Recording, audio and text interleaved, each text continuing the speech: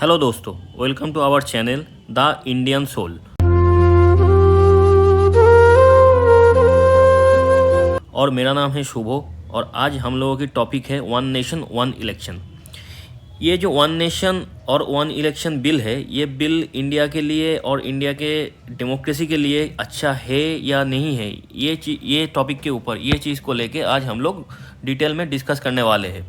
तो सबसे पहले हम जानेंगे आज के दिन में, मतलब आज के टाइम में, इमीडिएट टाइम में ये जो टॉपिक है वन नेशन वन इलेक्शन, ये इतना चर्चा में क्यों है। तो हम शुरू करेंगे 26 नवंबर 1949 से। 26 नवंबर हर साल को 26 नवंबर के दिन को हम लोग कॉन्स्टिट्यूशन डे बोलते हैं। कॉन्स्टिट्यूशन डे इसलिए बोलते हैं ना, आज़ादी के बाद 26 नवंबर को 1949 में हम लोगों का जो कॉन्स्टिट्यूशन है, वो कॉन्स्टिट्यूशनल जो कमेटी है जो लीड कर रहे थे हमारे B.R. अम्बेडकर जी, ये पूरा का पूरा कॉन्स्टिट्यूशन जो कमेटी है वो इस दिन को 26 नवंबर 1949 को कॉन्स्टिट्यूशन को तैयार करके रेडी कर दिए थे। ठीक है, वो इनेक्ट हो गया था और तैयार होकर रेडी हो गया था, लेकिन ये 1950 को 26 जनवरी को एक्टिव हुआ। ठीक है, लेकिन उसके पहले ही ये 1949 26 नवंबर को ये हम लोगों का जो कॉन्स्टिट्यूशन है ये बन के तैयार हो गया था। ठीक है, तो इसीलिए इस डे को 26 नवंबर 1949 को हम लोग क्या बोलते हैं, कॉन्स्टिट्यूशन डे बोलते हैं। ठीक है, इस दिन को हम लोग हर साल कॉन्स्टिट्यूशन डे मनाते हैं इस दिन। अब क्या हुआ, 26 नवंबर 2020 को हम लोगों के उस टाइम के पीएम नरेंद्र मोदी जी ने वन नेशन वन इलेक्शन, ये जो सोच है उन लोगों की, एनडीए गवर्नमेंट की ये जो सोच है, एक नेशन में एक ही टाइम में पूरा का पूरा देश के अंदर जो भी है इलेक्शन हो जाना चाहिए, ये जो सोच है वन नेशन वन इलेक्शन, ये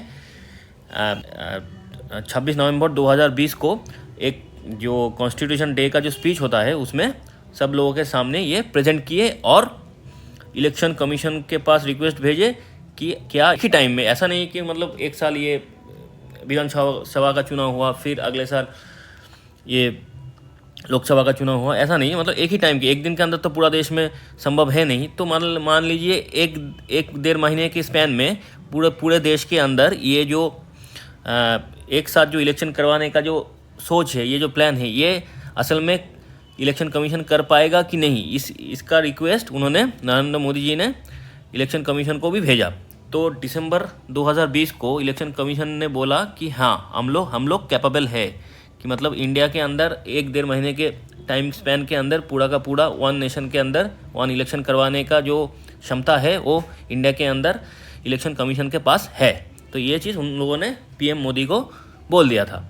तो उसके बाद क्या हुआ, उसके बाद क्या किया, उसके बाद बीजेपी ने, मतलब बीजेपी गवर्नमेंट, उस टाइम तो बीजेपी गवर्नमेंट चल रहा था, इंडिया गवर्नमेंट, उन्होंने उन सारे तो सेंट्रल गवर्नमेंट ने पूरा देश के अंदर 25 वेबिनार कराने की एक वादा किया कि वेबिनार मतलब हर लोगों को, आम लोगों को, ये जो वन नेशन वन इलेक्शन जो बिल है, जो ये होने वाला है, इस चीज़ के ऊपर डिटेल में डिस्कशन करवा के समझाना कि ये चीज़ देश के लिए सही है। तो इसके ऊपर 25 वेबिनार उन्होंने बीजेपी और बीजेपी के जो लीडर थे उन लोगों ने सारे देश के अंदर ये अरेंज करवाया। और ऐसे भी 2014 और 2019 में जो बीजेपी पार्टी का जनरल इलेक्शन का जो मैनिफेस्टो था, उसी में ये वन नेशन और वन इलेक्शन, ये जो सोच है, ये इसका उल्लेख था। ऐसा नहीं कि बीजेपी पार्टी या इंडिया गवर्नमेंट इलेक्शन जीतने के बाद ये बात बोल रहा है, ऐसा नहीं है। ये पहले से ही 2014 और 2019 को ये चीज़ उन लोगों की मैनिफेस्टो में, बीजेपी पार्टी का मैनिफेस्टो में था ही। ठीक है, तो ये हमने क्या देखा है, जो हम लोगों का जो कॉन्स्टिट्यूशन डे है 26 नवंबर 1949 को, जिस दिन कॉन्स्टिट्यूशन बन के रेडी हो गया था, उसी दिन को हम कॉन्स्टिट्यूशन डे बोलते हैं। और 2020 को उसी दिन के 26 नवंबर 2020 को पीएम मोदी ने वन नेशन वन इलेक्शन का ये जो सोच है, ये जो स्पीच चल रहा था उस टाइम इलेक्शन कॉन्स्टिट्यूशन डे की सेलिब्रेशन में जो स्पीच दे रहे थे पीएम मोदी, उन्होंने सबके सामने, सारे जब पॉलिटिकल लीडर सामने बैठे हुए थे, सारे जो ऑफिसर्स थे, गवर्नमेंट ऑफिसर्स, उनके सामने ये सोच रखी और इंडिया के अंदर जो इलेक्शन कमीशन है उनके पास ये रिक्वेस्ट भेजे कि ये इंडिया के अंदर संभव है कि नहीं। तब दिसंबर महीने में 2020 को इलेक्शन कमीशन ने उस रिक्वेस्ट का जवाब दिया और बोला कि इंडिया के अंदर ये चीज़ करना पॉसिबल है। One nation one election India के अंदर करना पॉसिबल है और हम लोगों का जो इलेक्शन कमीशन है वो इसके लिए सक्षम है, ठीक है। और उसके बाद बीजेपी पार्टी ने सारे देश के अंदर 25 वेबिनार अरेंज किया, जो कि ये जो वन नेशन वन इलेक्शन के जो टॉपिक है इसके ऊपर लोगों को समझाने के लिए, इसका जो इफ़ेक्ट है, गुड इफ़ेक्ट है, ये सारे चीज़ लोगों को समझाने के लिए ये वेबिनार अरेंज किया। और ऐसे ही बीजेपी पार्टी के जो 2014 और 2019 का जो मैनिफेस्टो था जनरल इलेक्शन का, उसी में इसका उल्लेख भी था, ठीक है। तो अब ये तो हो गया एक साइड। और रिसेंट डेट में, मतलब आजकल के अंदर, मतलब ये जो महीना चल रहा है 2024 का, ये तो 2020 तक हमने पढ़ लिए, लेकिन 2024 मतलब आज के दिन, आज से 2 दिन 3 दिन पहले तो अचानक से क्या हुआ कि ये टॉपिक फिर से चर्चा में, बहुत ज़्यादा चर्चा में आ गया। तो ये हुआ कि 17 दिसंबर 2024 को क्या हुआ, सेंट्रल गवर्नमेंट, मतलब अभी तो इंडिया के अंदर इंडिया का सेंट्रल गवर्नमेंट चल रहा है, तो ये जो सेंट्रल गवर्नमेंट है ये वन नेशन वन इलेक्शन वाला जो बिल है वो पार्लियामेंट में इंट्रोड्यूस कर दिए। तो इस बिल के अंदर जब इंट्रोड्यूस हुआ, इसमें 2 कंपोनेंट मेनली था। एक तो 129th अमेंडमेंट बिल, जो कि कॉन्स्टिट्यूशन के अंदर कुछ अमेंडमेंट करनी है, मतलब इंडियन कॉन्स्टिट्यूशन के अंदर कुछ चेंजेस करनी है, तो उसी के बाद ही ये बिल एक्टिव हो पाएगा, ये बिल पास हो पाएगा। वन नेशन वन इलेक्शन जो बिल है उसके लिए कॉन्स्टिट्यूशन के अंदर कुछ चेंजेस की ज़रूरत है, मतलब अमेंडमेंट की ज़रूरत है। वो एक इस बिल का एक कंपोनेंट है। और दूसरा कंपोनेंट क्या है, यूनियन टेरिटरीज जो है उसका जो इलेक्शन का जो लॉज है, उस लॉज में कुछ अमेंडमेंट करनी है। तो ये 2 पार्ट है इस बिल का, ठीक है। ये 2 पार्ट है इस बिल का जो कि उस बिल में उल्लेख है, ठीक है। इसको तो हम डिटेल में थोड़ी देर में डिस्कस करेंगे, क्या क्या है क्या क्या नहीं है। तो अब ये जब इंट्रोड्यूस हो गया, ऐसे नॉर्मली कोई भी बिल जब पार्लियामेंट के अंदर इंट्रोड्यूस होता है, उसको पास करवाने के लिए सिंपल मेजोरिटी चाहिए, कभी कभार 2/3 मेजोरिटी चाहिए पास करवाने के लिए। लेकिन जब कोई भी बिल कॉन्स्टिट्यूशन के अंदर किसी अमेंडमेंट, कोई बिल के लिए कॉन्स्टिट्यूशन के अंदर अमेंडमेंट की ज़रूरत पड़ती है, तो तब उस बिल को इंट्रोड्यूस करवाने के लिए भी सिंपल मेजोरिटी चाहिए होता है, ठीक है। तो ठीक से यहाँ पे ठीक से हम लोगों की समझने की ज़रूरत है, क्योंकि नॉर्मल टाइम में जब भी हम कोई बिल पास करवाते हैं, उस टाइम सिंपल मेजोरिटी, उस बिल को पास करवाने के लिए या तो सिंपल मेजोरिटी चाहिए पार्लियामेंट के अंदर, लोकसभा के अंदर और राज्यसभा के अंदर, या तो उस बिल को पास करवाने के लिए राज्यसभा और लोकसभा के अंदर 2/3 मेजोरिटी चाहिए, ठीक है। लेकिन जब भी कोई बिल ऐसा हो कि उस बिल को पास करवाने के चक्कर में कॉन्स्टिट्यूशन के अंदर कुछ अमेंडमेंट करवानी होगी, ठीक है, तब उस बिल को इंट्रोड्यूस, मतलब पेश करने के लिए भी, पार्लियामेंट के अंदर उसको पेश करने के लिए भी सिंपल मेजोरिटी होना चाहिए, ठीक है। तो अब सिंपल मेजोरिटी मतलब क्या है? सिंपल मेजोरिटी का मतलब ये है कि पार्लियामेंट में, लोकसभा के अंदर जितना भी एमपी है, उससे आधे से ज़्यादा एमपी का वोट चाहिए इसको इंट्रोड्यूस करवाने के लिए। मान लीजिए इंडिया के जो पार्लियामेंट है उसके अंदर 543 एमपीज़ है, ठीक है। उनमें से ये बिल जब इंट्रोड्यूस हुआ, उसमें उसके इंट्रोड्यूस के सपोर्ट में आया 269, ठीक है, 269 लोग, 269 एमपीज़ इस बिल के सपोर्ट में आया। इन लोग बोले कि इस बिल को इंट्रोड्यूस करना चाहिए, हमें कोई आपत्ति नहीं है, हम सपोर्ट करते हैं। और अगेंस्ट में आया 198, ठीक है। इतने एमपी इस बिल को इंट्रोड्यूस करवाना ही नहीं चाहते थे, ठीक है। लेकिन ये जो 17 तारीख को 17/12/2024 मतलब 17 दिसंबर 2024, इस तारीख को जो लोकसभा के अंदर प्रेजेंट कितने थे एमपी? 467 एमपी प्रेजेंट थे। तो इनके ये 467 के अंदर 269 एमपीज़ ने बोला कि हम लोग इसको इंट्रोड्यूस करने के लिए सपोर्ट करते हैं। और अगेंस्ट में कितना गया? 198। तो यहाँ पे सिंपल मेजोरिटी आ गया, तो ये बिल पार्लियामेंट के अंदर इंट्रोड्यूस हो गया, और इंट्रोड्यूस होने के बाद ये बिल कहाँ चला गया, इंट्रोडक्शन जब हो गया, जब इंट्रोडक्शन डन हो गया तो ये बिल चला गया जॉइंट पार्लियामेंट्री कमेटी के पास। ठीक है, जॉइंट पार्लियामेंट्री कमेटी के पास। ये जॉइंट पार्लियामेंट्री कमेटी क्या है, इसको शॉर्ट फॉर्म हम क्या बोलते हैं, JPC, जॉइंट पार्लियामेंट्री कमेटी। यहाँ पे ये बिल कितने दिन के चला गया, कितने दिन के लिए चला गया, 90 दिन के लिए, मतलब 3 महीने के लिए। तो ये जो JPC होता है ये क्या होता है, ये जो जॉइंट पार्लियामेंट्री कमेटी होता है इसमें 31 मेंबर होते हैं। 31 मेंबर के अंदर 21 मेंबर लोकसभा से आते हैं, मतलब लोकसभा के MP होते हैं, और 10 मेंबर राज्यसभा के MP होते हैं। तो ये लोग मिलके इस टॉपिक के ऊपर, इस बिल के ऊपर डिटेल में डिस्कशन करेंगे, और इस टॉपिक का जो लू फॉल्स है या तो कोई प्रॉब्लम है, अगर इस बिल के ऊपर कोई दिक्कतें हैं, ये सारे चीज़ को डिस्कस होगा। उसके बाद एक रिपोर्ट तैयार होगा, जो रिपोर्ट ये जॉइंट पार्लियामेंट्री कमेटी बनाएंगे, और फिर ये प्रोड्यूस कहाँ पे होगा, पार्लियामेंट में जाके वो रिपोर्ट प्रोड्यूस किया जाएगा, किसके पास, स्पीकर के पास। ठीक है, ये हो गया पार्लियामेंट में, ये जॉइंट पार्लियामेंट्री कमेटी रिपोर्ट बना के वो रिपोर्ट पार्लियामेंट में प्रोड्यूस कर देगा। ये 90 दिन के अंदर होना चाहिए। ठीक है, फिर डिस्कस होगा उस बिल के ऊपर, ये क्या क्या दिक्कत हो सकता है, क्या क्या नहीं हो सकता है, क्या क्या प्रोज एंड क्या क्या कौन से, क्या क्या अच्छाई है, क्या क्या खराबी है, ये सारे चीज़ के ऊपर डिटेल में फिर से डिस्कशन होगा। फिर उसको पास करवाने के लिए वोटिंग चाहिए, वोट होगा। लेकिन तब ये लोकसभा में भी वोट होगा, राज्यसभा में भी वोट होगा, और तब 2/3 मेजोरिटी चाहिए, तब सिंपल मेजोरिटी में काम नहीं बनेगा। ठीक है, ये बिल सिंपल मेजोरिटी से पार्लियामेंट के अंदर इंट्रोड्यूस तो हो गया, लेकिन अगर इस बिल को पास करवानी है तो पार्लियामेंट के अंदर लोकसभा में और राज्यसभा में, दोनों सभा में, मतलब अपर हाउस और लोअर हाउस, दोनों हाउस में इसको क्या चाहिए, 2/3 मेजोरिटी चाहिए, मतलब 2/3 MPs का वोट चाहिए इस बिल को, तब जाके ये बिल पास होगा, उसके बाद ये एक्ट बनेगा। ठीक है, समझ में आ गया पूरा का पूरा। तो ये इंट्रोड्यूस वाला जो हिस्सा है ये हम लोगों की समझ में आ गया।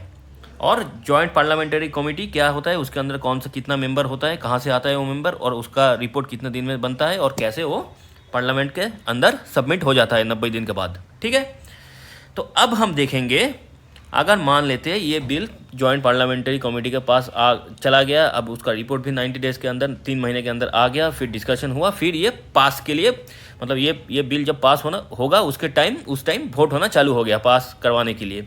तो अब हमें ये देखना है कि ये फिलहाल जो इंडिया गवर्नमेंट चल रहा है, जो सेंट्रल गवर्नमेंट है हम लोगों की, भारत की इंडिया की, तो इन लोगों के पास उतना मेजोरिटी 2/3 मेजोरिटी है कि ये अकेले के दम में ये इस बिल को पास करवा ले। तो ये चीज़ आज अभी हम देखेंगे। तो इस बिल को पास करवाने के लिए 1 नेशन 1 इलेक्शन, ये जो बिल है इसको पास करवाने के लिए 2/3 मेजोरिटी चाहिए लोकसभा में, और 2/3 मेजोरिटी चाहिए राज्यसभा में। तो लोकसभा के अंदर टोटल सीट है 543।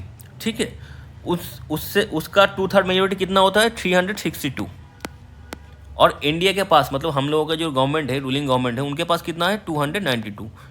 तो हम क्या देख पा रहे हैं कि जो 2/3 मेजोरिटी है वो इंडिया के पास, मतलब जो हम लोग की रूलिंग गवर्नमेंट है उनके पास है नहीं।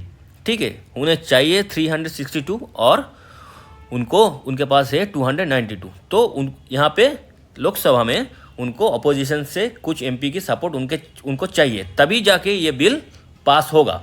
जब भी पास होगा ये बिल तभी पास हो पाएगा जब 292 के साथ बाकी जो अपोजिशन में हूँ उन्हें 68 MP और चाहिए, जो कि अगर सपोर्ट करे तब जाके ये 2/3 मेजोरिटी लोकसभा में मिलेगा इस बिल को, फिर जाके ये बिल पास हो पाएगा। ठीक है, और अब देखेंगे अभी राज्यसभा में क्या था। राज्यसभा में अब है टोटल जो सीट है वो है 245, और उनमें से 2/3 मेजोरिटी कितना होता है, 163। तो यहाँ पे और इंडिया के पास कितना है, 125। तो यहाँ पे भी एकदम स्पष्ट है कि इंडिया के पास 2/3 मेजोरिटी है नहीं। ठीक है, तो यहाँ पे भी अपोजिशन से कुछ MP अगर इंडिया को सपोर्ट करता है, गवर्नमेंट को सपोर्ट करता है, तभी जाके ये बिल पास होगा। तो आसान भाषा में इंडिया गवर्नमेंट अकेले के दम में इस बिल को पास नहीं करवा सकता अभी।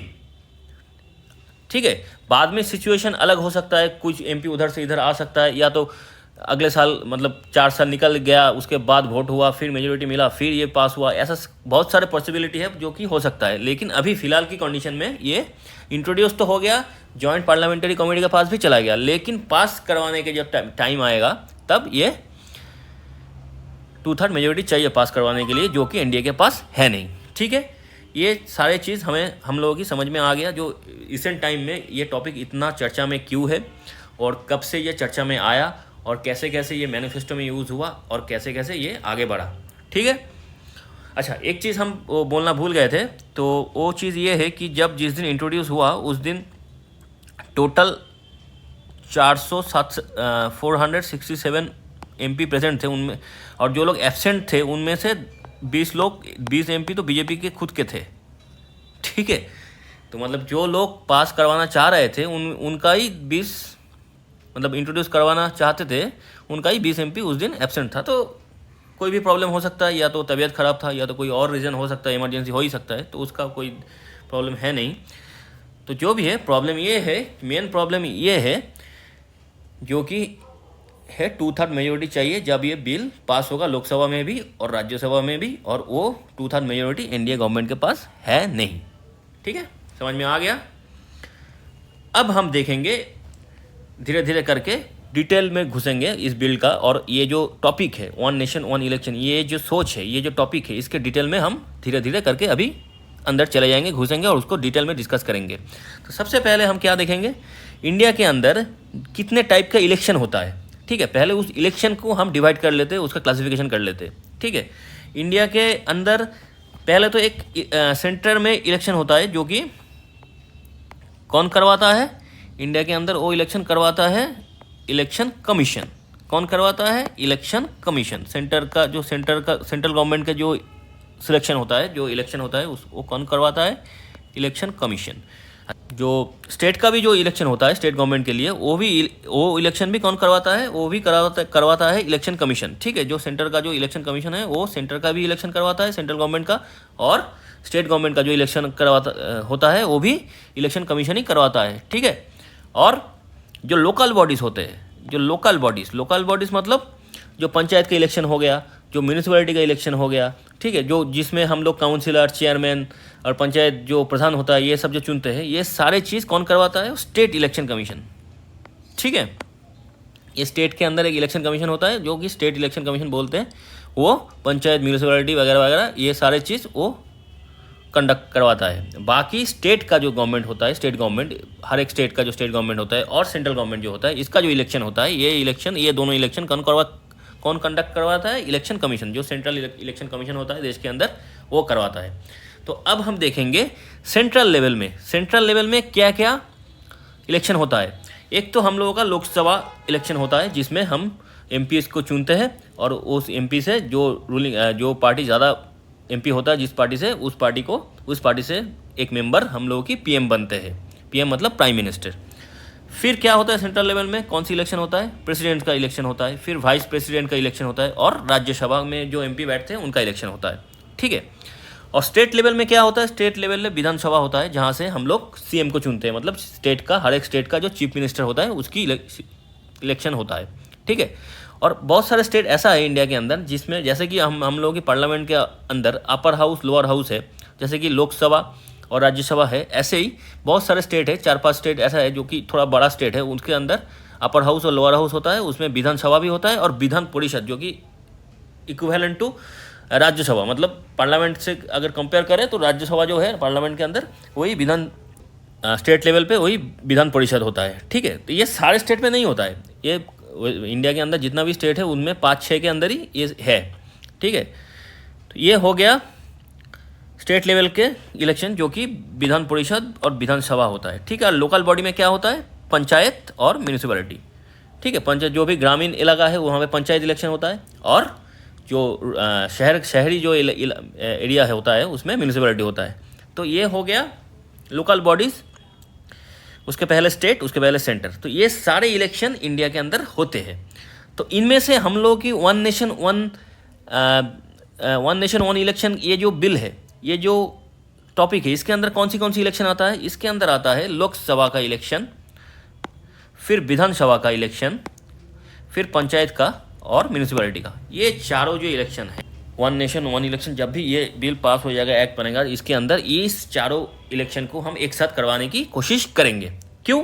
क्योंकि ये चारों जो इलेक्शन है, ये election directly vote by people, मतलब इस चारों इलेक्शन में जो भी हम एमपी चुनते हैं, जो भी हम एमएलए चुनते हैं, जो भी हम पंचायत मेंबर चुनते हैं, जो भी हम म्यूनिसिपैलिटी का चेयरमैन चुनते हैं या तो काउंसिलर चुनते हैं, उसमें लोग डायरेक्टली जाके बूथ में जाके वोट डालते हैं। ठीक है, इसीलिए ये जो इलेक्शन होता है, लोकसभा, विधानसभा, पंचायत और म्यूनिसिपैलिटी, ये सारे चीज़ डायरेक्ट इलेक्शन के अंदर आता है।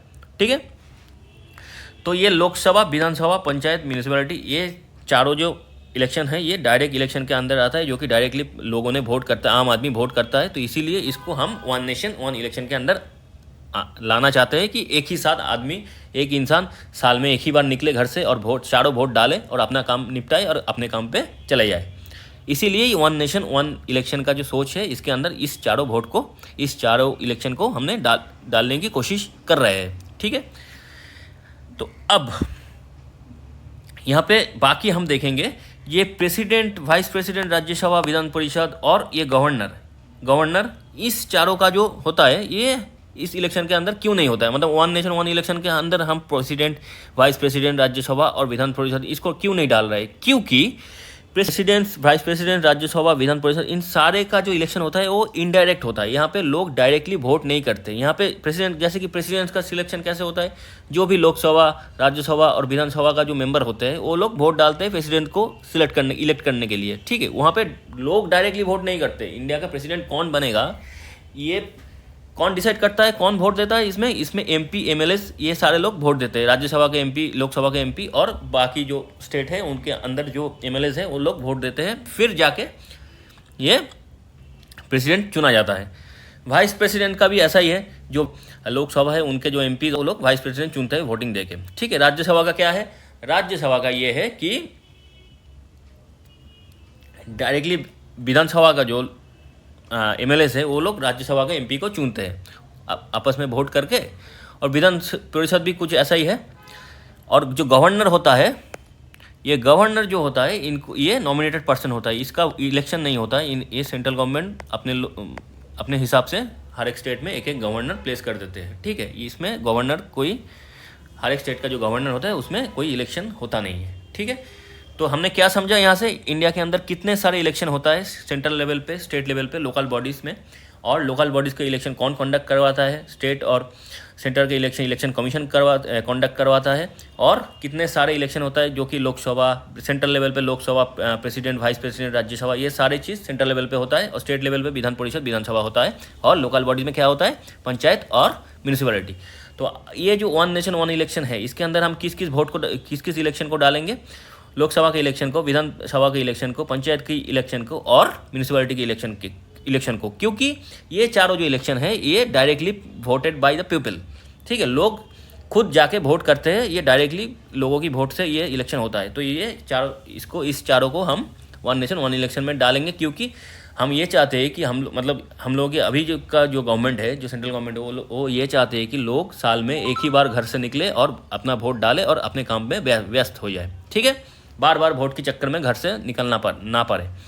और बाकी जो president, vice president, Rajya Sabha, Vidhan Parishad और गवर्नर का जो होता है, गवर्नर तो नॉमिनेटेड पर्सन होता है, यहाँ पे तो इलेक्शन कोई होता ही नहीं है। बाकी जो president, vice president, Rajya Sabha, Vidhan Parishad जो होता है, इसका जो इलेक्शन होता है ये इनडायरेक्ट इलेक्शन होता है, जहाँ पे एमपी, एमएलएस वगैरह ये लोग वोट करते हैं और चुनते हैं president, vice president, Rajya Sabha, MPs और विधान परिषद के जो एमएलएस होंगे। ठीक है, समझ में आ गया? फिर हम आगे बढ़ते हैं, कहानी अब लेके जाता है, ये जो वन नेशन वन इलेक्शन है इसका मीनिंग को बेसिक लेवल पे समझ लेते हैं। तो ये जो वन नेशन वन इलेक्शन, ये जो हम बोल रहे हैं, ये जो फिलहाल की जो सेंट्रल गवर्नमेंट है वो बोल रहा है, तो इसमें क्या होता है? इसमें जो हम थोड़ी देर पहले ही बोले, वेरियस दो तरीके का प्रपोजल हो सकता है। या तो लोकसभा एक ही टाइम के अंदर, लोकसभा और विधानसभा की, पूरा देश के अंदर जितना भी विधानसभा है और लोकसभा जो है उसका इलेक्शन हो जाएगा, और बाद में लोकल बॉडी का होगा। और एक प्रपोजल ये है कि लोकसभा, विधानसभा, लोकल बॉडी तीनों का एक ही टाइम स्पैन के अंदर हो जाना चाहिए। ये दो प्रपोजल हो जाता है वन नेशन वन इलेक्शन के अंदर। ठीक है, और अब एक और चीज़ देखेंगे, जब ये सेंट्रल लेवल पे जब ये इलेक्शन कमीशन और स्टेट लेवल पे जब ये विधानसभा का चुनाव होता है, तब इलेक्शन कमीशन अपना वोटर लिस्ट बनाता है, मतलब इलेक्टोरल जो रोल होता है उसको तैयार करता है, जो कि इलेक्शन कमीशन करता है। ठीक है, फिर क्या होता है, ये जो हम लोगों का कॉन्स्टिट्यूशन के अंदर जो आर्टिकल 324 जो है, इसमें क्या लिखा है, ये इलेक्शन कमीशन को पावर देता है। क्या पावर देता है कि वो टोटल देश के अंदर जितना भी लोग रहते हैं उसका एक इलेक्टोरल रोल बनाए, मतलब वोटर लिस्ट बनाए, जो वोटर कौन कौन है। ठीक है, ये पावर हम लोगों की कॉन्स्टिट्यूशन के अंदर जो आर्टिकल 324 है, ये इलेक्शन कमीशन को ये पावर देता है। ठीक है, उसी तरह स्टेट लेवल में क्या होता है, आर्टिकल कॉन्स्टिट्यूशन के अंदर आर्टिकल जो 243 है 243 जो आर्टिकल है, ये स्टेट्स इलेक्शन कमीशन जो है उसको क्या पावर देता है, वो पंचायत और म्यूनिसिपैलिटी में कौन कौन लोग वोट देंगे, जो कि कौन कौन लोग वोटर है, उसका एक वोटर लिस्ट बनाने के लिए पावर देता है। यहाँ पे हम क्या देखते हैं, क्या अगर हम ठीक तरीके से सोचे तो क्या देखेंगे, जो इंसान पंचायत और म्यूनिसिपैलिटी में वोट दे रहा है, वही बंदा विधानसभा चुनाव जब होता है तब विधानसभा मतलब सीएम चुनने के टाइम विधानसभा में वोट देता है। फिर जब पीएम चुनने के वक्त आता है, तब लोकसभा में भी, मतलब जो जनरल इलेक्शन होता है, जो लोकसभा चुनाव होता है, उसमें भी वोट देता है। तो एक ही बंदा जो वोटर लिस्ट में है वो पंचायत और म्यूनिसिपैलिटी में भी वोट दे रहा है, विधानसभा चुनाव में भी वोट दे रहा है, और लोकसभा चुनाव में भी वोट दे रहा है। तो एक ही काम, मतलब ये जो वोटर लिस्ट है, जो वोटर लिस्ट के अंदर, मतलब जो स्टेट इलेक्शन काउंसिल जो वोटर लिस्ट बना रहा है, उसमें जो बंदा है वो तो जो सेंट्रल इलेक्शन कमीशन है उसका जो वोटर लिस्ट है उसमें भी है। तो एक ही काम, अगर वोटर लिस्ट बनानी है तो 2 बार काहे बनाए, तो हम एक ही बारी में जो इलेक्टोरल रोल होता है, जो वोटर लिस्ट होता है, वो एक ही बारी में सेंट्रल के जो इलेक्शन कमीशन है अगर वही बना ले, वही फॉलो हो जाए, तो काम आसानी से ख़त्म हो जाता है। तो एक ही चीज़ के लिए 2 बार मेहनत नहीं करनी पड़ती। तो यही चीज़ जो कि है, जो स्टेट का जो इलेक्शन कमीशन का जो रोल है वो भी कम हो जाता है, उसमें भी जो खर्चा आता है वो भी खर्चा कम हो जाएगा। तो एक ही काम हम यहाँ पे 2 बार कर रहा है। तो फिलहाल के दिन में हम एक ही काम 2 बार हो रहा है, एक तो इलेक्शन कमीशन कर रहा है, फिर स्टेट इलेक्शन कमीशन कर रहा है। जो कि स्टेट इलेक्शन कमीशन का जो काम है वो इलेक्शन कमीशन पहले ही कर रहा है। ठीक है, मतलब जो भी बंदा पंचायत और म्यूनिसिपैलिटी में वोट दे रहा है वो तो इलेक्शन कमीशन के वोटर लिस्ट में, मतलब इलेक्शन कमीशन के अंडर जो इलेक्टोरल रोल है उसके अंदर है ही। ठीक है, तो यहाँ पे क्या है, एक काम हम 2 बार कर रहा है, एक तो यहाँ पे हो रहा है या एक तो यहाँ पे हो रहा है। तो वही चीज़ अगर हम एक ही बार करें तो ये आधा काम वहाँ पे कम हो जाएगा। एक काम 2 बार करने की कोई ज़रूरत है ही नहीं। तो 1 नेशन 1 इलेक्शन का मतलब ये भी है। तो पहला मतलब ये है कि लोकसभा, विधानसभा, लोकल बॉडी, इसको हम एक साथ करवाने की कोशिश करें एक ही टाइम स्पैन के अंदर। अगर तीनों ना हो पाए तो लगभग लोकसभा और विधानसभा तो हो जाना चाहिए। फिर हम जो 2 इलेक्टोरल रोल हम बनाते हैं, देश के अंदर 2 इलेक्टोरल रोल बनता है, एक तो इलेक्शन कमीशन बनाता है, दूसरा स्टेट इलेक्शन कमीशन बनाता है हर एक स्टेट के अंदर। तो वो चीज़ करने की ज़रूरत है ही नहीं। अगर सेंटर के जो इलेक्शन कमीशन वोटर लिस्ट बना ही रहा है तो उसी में पूरा काम हो जाना चाहिए। ठीक है, तो ये समझ में आ गया हम लोगों की। अच्छा, अब हम आते हैं जो लोग 1 नेशन 1 इलेक्शन, ये जो टॉपिक है, ये जो बिल है, इसके सपोर्ट में बात कर रहा है, वो लोग क्या क्या लॉजिक, क्या क्या आर्गूमेंट दे रहा है, ये सारे आर्गूमेंट को लेके अब हम डिस्कस करेंगे। तो 1 नेशन 1 इलेक्शन इस बिल के फेवर में, इसके पक्ष में हमारे जो रूलिंग एनडीए गवर्नमेंट है और बाकी जो लोग इसको फेवर करते हैं, तो वो लोग क्या क्या आर्गूमेंट देता है, क्या क्या तर्क देता है, उसी सारे तर्क को हम पहले ही बेसिक लेवल पे 5 विषय के अंदर उसको क्लासिफाइड यानी डिवाइड कर लेते हैं। तो जो पहला विषय है वो है गवर्नेंस, दूसरा है फिनेंशियल, तीसरा सोशल फैब्रिक, चौथा करप्शन और बाकी अदर्स में है। ठीक है, तो सबसे पहले हम गवर्नेंस के ऊपर जो भी तर्क है उसको डिस्कस करेंगे।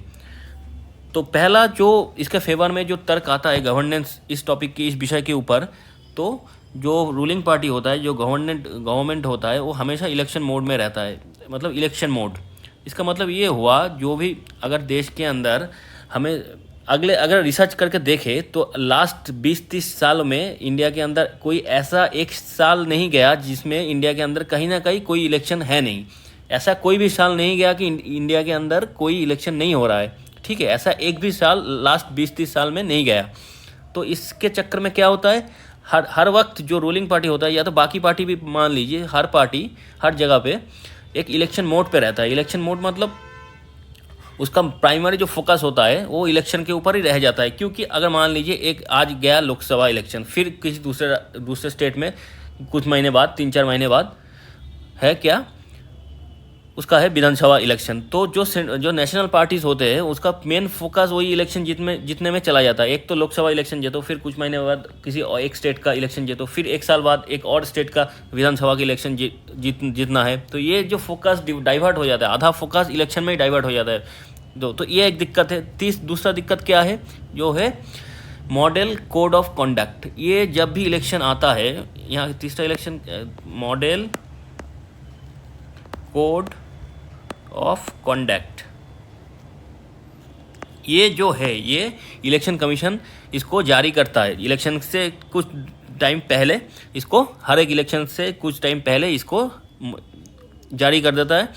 कौन जारी करता है इसको, कौन अप्लाई करता है, कौन एक्टिव करता है, इलेक्शन कमीशन। तो इसके अंदर क्या लिखा होता है, इसके अंदर ये लिखा होता है कैंडिडेट क्या क्या कर सकता है, कैंडिडेट क्या क्या नहीं कर सकता है, पार्टियाँ क्या क्या कर सकता है, पार्टी क्या क्या नहीं कर सकता है, मीडिया क्या क्या नहीं कर सकता है, क्या क्या कर सकता है, ये सारे चीज़ क्या क्या कॉन्डक्ट होता है, एकदम mode of conduct, model of conduct जो भी होगा इसके बाहर इलेक्शन टाइम के अंदर ये सब नहीं कर पाएंगे। ये सारे चीज़, सारे रूल्स एंड रेगुलेशन इसमें लिखा होता है। तो इसके चक्कर में क्या होता है, मान लीजिए कोई गवर्नमेंट के अंदर कोई रूलिंग पार्टी है, तो वो उसके दिमाग में कोई प्लान है, कोई अच्छा प्लान है जो कि लोगों की अच्छाई के लिए होगा, उसको वो उस इलेक्शन टाइम के अंदर जब model of conduct, model code of conduct जब एक्टिव है, जब उसके अंदर उस टाइम के अंदर उस योजना को वो इम्प्लीमेंट नहीं कर सकता, या तो अनाउंसमेंट भी नहीं कर सकता, ठीक है। कोई अच्छा परिकल्पना, कोई अच्छा प्लान हो भी, जन कल्याण के लिए कोई अच्छा प्लान भी हो, तो भी उसको ना अनाउंस कर सकते हैं, ना उसको इम्प्लीमेंट कर सकते हैं, जब तक ये मॉडल कोड ऑफ कंडक्ट चल रहा है। तो अगर मान लीजिए साल में 2-3 बार ऐसे ही इलेक्शन चल रहा है, तो पूरा साल ही तो ये मॉडल कोड ऑफ कंडक्ट के अंदर चला जाएगा। तो आदमी मतलब पॉलिटिकल पार्टी काम कहाँ करेगा, कहाँ फोकस करेगा, कहाँ कैसे कुछ करेगा। तो ये एक दिक्कत तो है ही इलेक्शन मोड, ये जो प्रॉब्लम है। फिर क्या होता है, अगर मॉडल कोड ऑफ कंडक्ट हमेशा दिमाग में रहता है, फिर बहुत सारे पॉलिसीज ऐसे ही पैरालिसिस हो जाता है, क्योंकि वो पार्टी ये अनाउंस नहीं कर सकता उस पॉलिसी को, उसको इम्प्लीमेंट नहीं कर सकता, क्योंकि मॉडल कोड ऑफ कंडक्ट चल रहा है, ठीक है। ये एक दिक्कत है। ये तो पहले तो इलेक्शन मोड एक दिक्कत है, दूसरा पॉलिसी पैरालिसिस हो जाता है, फिर ये दिक्कत है। और उसके बाद आता है short term interest. Short term interest मतलब मान लीजिए हर एक पार्टी जब इलेक्शन आता है तो उसका मेन फोकस कहाँ चला जाता है, इलेक्शन में, कैसे वो इलेक्शन जीते। उसके बाद वो सोचता है कि कैसे हम पॉलिसी बनाएं, फिर कैसे उसको इम्प्लीमेंट करें। तो जब इलेक्शन आता है तो उसके दिमाग में यही रहता है कि कैसे हम कुछ भी शॉर्ट टर्म कुछ काम करके उसका फ़ायदा इलेक्शन में उठा लें, ठीक है।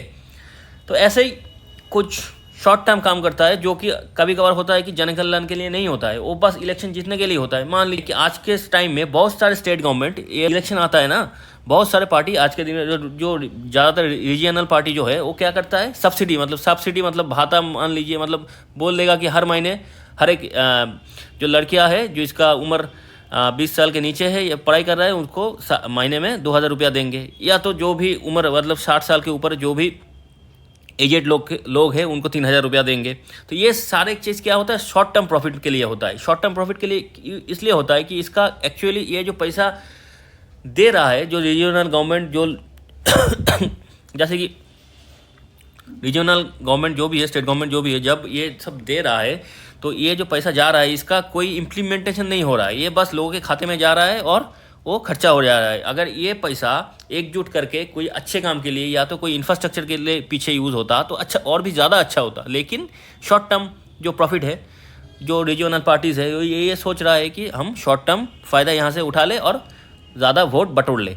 इसके चक्कर में एक शॉर्ट टर्म का ये दिक्कत आ जाता है, शॉर्ट टर्म पॉलिसीज़ का। ऊपर से उसके बाद क्या होता है, स्टाफ का दिक्कत आता है। स्टाफ का दिक्कत इसलिए आता है, जब भी इलेक्शन आता है तब क्या होता है, जब अगर पूरा देश के अंदर कभी हर वक्त इलेक्शन चल रहा है तो इलेक्शन में तो उतना इलेक्शन कंडक्ट करवाने के लिए उतना स्टाफ तो इलेक्शन कमीशन के पास है नहीं, तो वो कहाँ से स्टाफ जुगाड़ करता है, वो जो स्कूल टीचर हो गया, जो बैंक का कर्मी हो गया, इन सारों को लेके आता है, उस आके फिर उन लोगों के हेल्प लेता है, उन लोगों के as a staff vote election के टाइम में यूज़ करता है। ठीक है, तो जब ऐसे होता है कि स्कूल से टीचर को उठवा लिया, उसको लेके आ गया इलेक्शन के काम के लिए, फिर बैंक से बैंक का कर्मी को लेके आ गया इलेक्शन के काम के लिए, या तो कोई ऊपर से जो बॉर्डर में जो सैनिक होना चाहिए, जो सीआरपीएफ होना चाहिए, उसको लेके आ गया इलेक्शन के काम के लिए, तो लोग क्या होता है कि अपना अपना जो जगह के जो ड्यूटी है उसको ठप पड़ जाता है। अगर बैंक का कर्मी आ गया यहाँ पे तो बैंक का काम बंद हो जाएगा। फिर स्कूल में अगर स्कूल का टीचर आ गया इलेक्शन के काम में तो स्कूल का पढ़ाई वो भी बंद हो जाएगा। तो ये सारे चीज़ अगर साल में अगर साल में 2-3 बारी, या तो 5 साल में 5 बारी, या तो 5 साल में 10 बारी, 12 बारी, इतना बार हुआ तो ये एक ह्यूमन आम लोगों के लिए ये लॉस है। ठीक है, अगर ये चीज़ 5 साल में एक बार हो तो लॉस कम होगा। तो ये जो प्रॉफिट है ये भी एक प्रॉफिट होता है। जो स्टाफ का जो दिक्कत होता है, ये 5 साल में अगर एक बार वोट हो तो वो इलेक्शन हो तो ये मैनेज हो जाता है। लेकिन अगर 5 साल में 10 बारी 12 बारी अगर इलेक्शन हो रहा है तो जाके तब ये एक जनरल लॉस के ऊपर रूप लेता है। ये जनरल लॉस का रूप लेता है। जब बैंक का कर्मी बैंक का काम बंद करके कोई और काम करे, जब स्कूल टीचर बच्चों को ना पढ़ाए और जाके इलेक्शन का काम करे, तो ये सारे चीज़ एक ह्यूमन लॉस के ऊपर आ जाता है, जो कि लार्ज लेवल में आम लोगों के लॉस होता है। फिर इलेक्शन मोड तो हम लोगों की समझ में आ ही गया। अब पूरा का टाइम इलेक्शन के अंदर एक पार्टी, कोई भी पार्टी हो, फिर पॉलिसी पैरालिसिस कैसे होता है ये सब समझ में आ गया। फिर क्या होता है, फिर मान लीजिए एक आज गया लोकसभा इलेक्शन, फिर कुछ दिन बाद आया गुजरात के अंदर मान लीजिए विधानसभा इलेक्शन। तो वहाँ पे क्या होगा, बीजेपी पार्टी जो लोकसभा में रूलिंग पार्टी है, वही पार्टी फिर प्रचार करने उस नेशनल लेवल पे जो भी लीडर है वो चला गया कहाँ, गुजरात में। फिर एक साल बाद कहाँ पे हो गया इलेक्शन, महाराष्ट्र में। तो अब वही पार्टी, उसका जो नेशनल लेवल का लीडर है वो फिर से आ गया उसके प्रचार में कहाँ पे, महाराष्ट्र में। तो काम करने के टाइम जो नेशनल लेवल का जो लीडरशिप है वो भी बिजी कहाँ पे हो जाता है, वो स्टेट इलेक्शन में बिजी हो जाता है। अगर मान लीजिए एक पॉलिटिकल लीडर है, उसका पहला प्रायोरिटी है हमेशा, जो भी कर लीजिए वो कितना भी लोगों के लिए करे, काम करे, वो बाद में ही आता है। क्योंकि अगर सामने आपका एग्ज़ाम है, आपका वोट है, तो उसका पहला फोकस कहाँ जाएगा, वोट पे। ठीक है, जैसे कि कोई भी बंदा अगर एग्ज़ाम दे रहा है, कोई कॉम्पिटिटिव एग्ज़ाम दे रहा है, तो उसका पहला फोकस कहाँ जाता है, एग्ज़ाम में। तो ऐसे ही वोट, जो भी पॉलिटिशियन है उसका पहला फोकस कहाँ पे जाएगा, वोट पे। अगर आपका वोट साल में लगा रहता है तो उसका पहला फोकस वोट में ही चला जाएगा। तो वो नेशनल लेवल का भी लीडर हो, आ जाएगा स्टेट पे आके प्रचार करेगा, उसमें 2-3 दिन उसका खराब हो जाएगा, जो नेशनल लेवल का जो पॉलिसी है वो भी ठप पड़ जाएगा। तो इसीलिए अगर 5 साल में एक ही बार सारे वोट हो जाए, नेशनल लेवल पे भी वोट हो जाए और स्टेट लेवल पे भी हो जाए, तो एक ही टाइम के अंदर जो भी करना है वो करके निकल जाएगा। फिर पूरा का 5 साल उसको मिलेगा अपने देश के लिए काम करने के लिए। तो ये एक अच्छी सोच है। ठीक है, ये सारे जो लॉजिक है, ये सारे जो तर्क है, ये सपोर्ट में है। फिर हम देखेंगे फिनेंशियल। ये तो अब हम आते हैं फिनेंशियल टॉपिक के ऊपर। मतलब हम अभी देखेंगे फिनेंशियली कितना प्रॉफिट होगा अगर वन नेशन वन इलेक्शन अगर एक्टिव हो जाता है, अगर लागू हो जाता है, तो उसके बाद फिनेंशियली स्टेट को कितना प्रॉफिट होगा। ठीक है, तो अगर हम लास्ट इलेक्शन कमीशन की रिपोर्ट देखें, तो उसमें 2014 में जो रिपोर्ट आया था, 2014 में उस टाइम जो सेंट्रल गवर्नमेंट की जो इलेक्शन हुआ था चुनने की, मतलब लोकसभा इलेक्शन जो हुआ था, उसके साथ ही जो 4-5 स्टेट में विधानसभा चुनाव हुआ था उसी साल 2014 में। तो उसमें टोटल स्टेट का कितना एक्सपेंडिचर आया एज पर द रिपोर्ट, वो आया था, ये थोड़ा गलत छपा हुआ है, ये है 19,000 करोड़। ये जो खर्चा आया था ये आया था 19,000 करोड़। 19,000 करोड़ रुपया खर्चा आया कहाँ पे, जो 2014 में जो भी इलेक्शन कंडक्ट हुआ एक साल के अंदर, जो जनरल इलेक्शन था लोकसभा का और जो स्टेट में जो विधानसभा चुनाव था, जितना भी स्टेट में था, तो उनमें कितना खर्चा आ गया, 19,000 करोड़ रुपया खर्चा आ गया उसमें।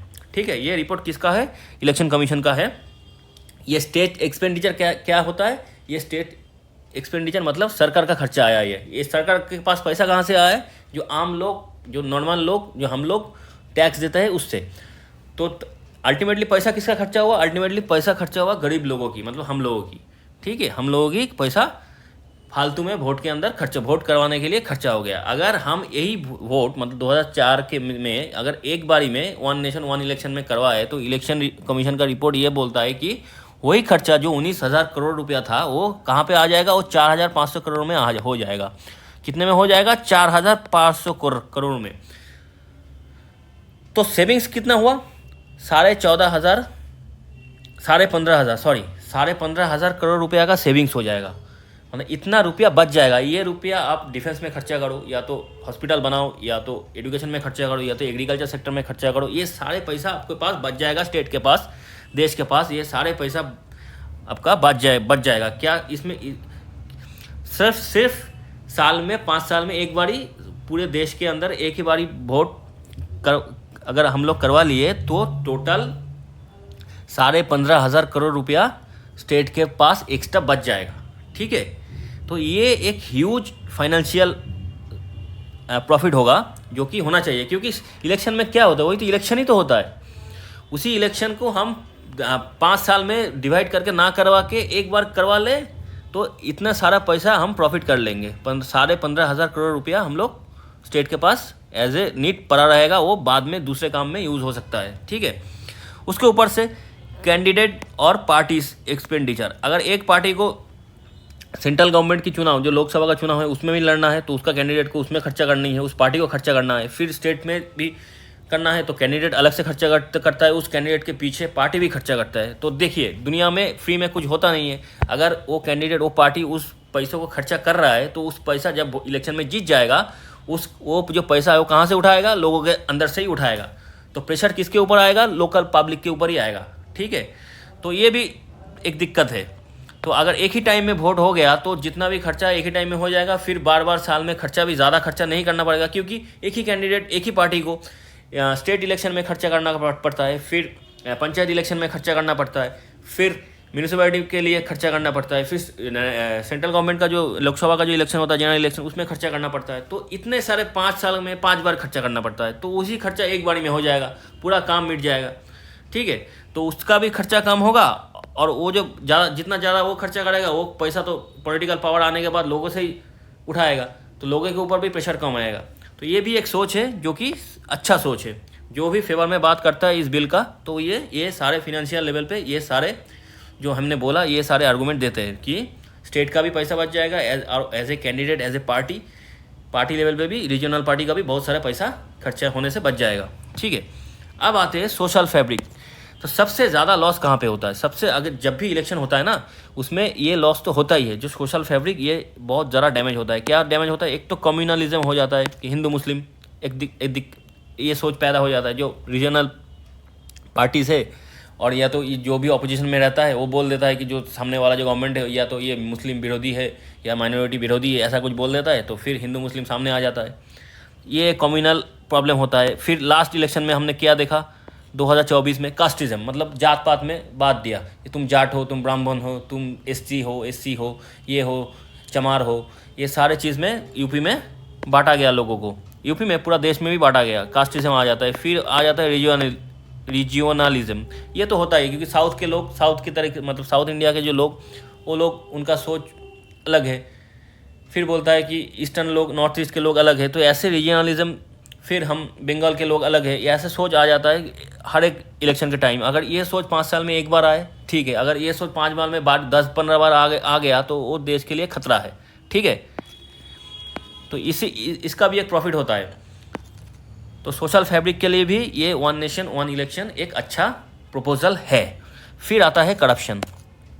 करप्शन में क्या होता है? एक तो 2 तरीके का होता है करप्शन। एक तो होता है कि क्रॉनिक कैपिटल। क्रॉनिक कैपिटल क्या होता है? कभी कभार देखिए, एक कैंडिडेट जब इलेक्शन में खड़ा होता है तो उसके पर कैंडिडेट मान लीजिए 10-20 करोड़ का खर्चा उस कैंडिडेट का आ जाता है, खुद का। उसके पीछे पार्टी अलग से खर्चा करता है तो वो तो अलग है, लेकिन उस खुद का खर्चा मान लीजिए 10 से 15 करोड़ या तो 20 करोड़ के बीच में आ जाता है, खुद का खर्चा। तो वो खर्चा कहाँ से आता है? और पार्टी, उसके पीछे जो पार्टी खर्चा कर रहा है, उस पार्टी का भी उतना पैसा कहाँ से आया है? कभी कभार ऐसा होता है कि जो बड़े बिजनेसमैन होते हैं वो लोग किसी ना किसी पार्टी को इलेक्शन के लिए फंड करते हैं। फंड तो कोई दुनिया में कोई भी काम, कोई भी पैसा वाला जो भी काम हो फ्री में तो होता नहीं है। अगर कोई बंदा पैसा दे रहा है तो उसके बदले में कुछ तो उसको चाहिए।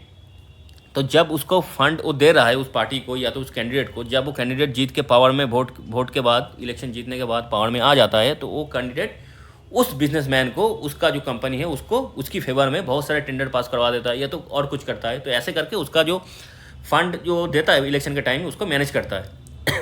तो इसको बोलते हैं क्रॉनी कैपिटल, ठीक है। ये एक टाइप का करप्शन हुआ, क्योंकि जो बिजनेसमैन पैसा दे रहा है, जो पार्टी पैसा जो कैंडिडेट ले रहा है, उसके बीच में एक अंडरस्टैंडिंग तैयार हो जा रहा है। तो जब बाद में वो बिजनेसमैन जब गलत कोई प्रपोजल लेके आएगा वो भी पास हो जाएगा, वो जो पॉलिटिशियन उसके पैसों से जो इलेक्शन जीत के आया है वो उसको पास करवा देगा। तो ऐसे करके एक फ्रॉड, एक करप्शन तैयार होता है। ऊपर से दूसरा, ये तो पहला करप्शन हो गया, इसको बोलते हैं क्रॉनी कैपिटल, ठीक है। इसका मतलब ये हुआ, जो बिजनेसमैन फंड करके किसी पॉलिटिशियन को जिता रहा है, तो वही पॉलिटिशियन जब इलेक्शन जीत जाएगा तो फिर वो उस बिजनेसमैन की फेवर में बहुत सारे डिसीजन, टेंडर, ये सब पास करवाएगा, ठीक है। ये हो गया क्रॉनी कैपिटल। दूसरा करप्शन कहाँ पे आता है? एक कैंडिडेट जब अपने लेवल पे बहुत ज़्यादा इलेक्शन में, साल में 3-4 बार जब इलेक्शन में खर्चा करता है और उस पार्टी उसके पीछे खर्चा करता है, तो उस पैसा वो इलेक्शन जीतने के बाद बहुत सारे करप्शन के अंदर करप्शन करके उस पैसे को बाजार से अपने पास प्रॉफिट कमाने की कोशिश करता है, ठीक है। उसी चक्कर में अगर एक पॉलिटिकल कैंडिडेट मान लीजिए 5 साल में एक बार खर्चा करता है, तो वो बाद में मार्केट से, मतलब बाहर से इलेक्शन जीतने के बाद करप्शन भी कम करेगा, क्योंकि उसका खर्चा कम हुआ है, तो उसको मेकअप करने के लिए करप्शन कम करेगा। लेकिन अगर वो 5 साल में 2-3 बार ही खर्चा कर देता है कोई भी पार्टी, तो वो पार्टी बाद में जब इलेक्शन जीत के आएगा, और यानी उसका कैंडिडेट जब इलेक्शन जीत के आएगा, तो वो बार बार ज़्यादा करप्शन करेगा। उसको जो खर्चा इलेक्शन के लिए जो खर्चा हुआ है उसको मेकअप करने के लिए वो ज़्यादा करप्शन करेगा। तो ऐसे भी करप्शन को हम कंट्रोल कर सकते हैं। कैसे? 1 नेशन 1 इलेक्शन अगर हो जाए तो ये सारे करप्शन कंट्रोल हो जाएगा, क्योंकि करप्शन करने का जो मोटिव है, जो कारण है, वही कारण छोटा पड़ जाएगा, तो इसके लिए करप्शन भी छोटा पड़ जाएगा, ठीक है।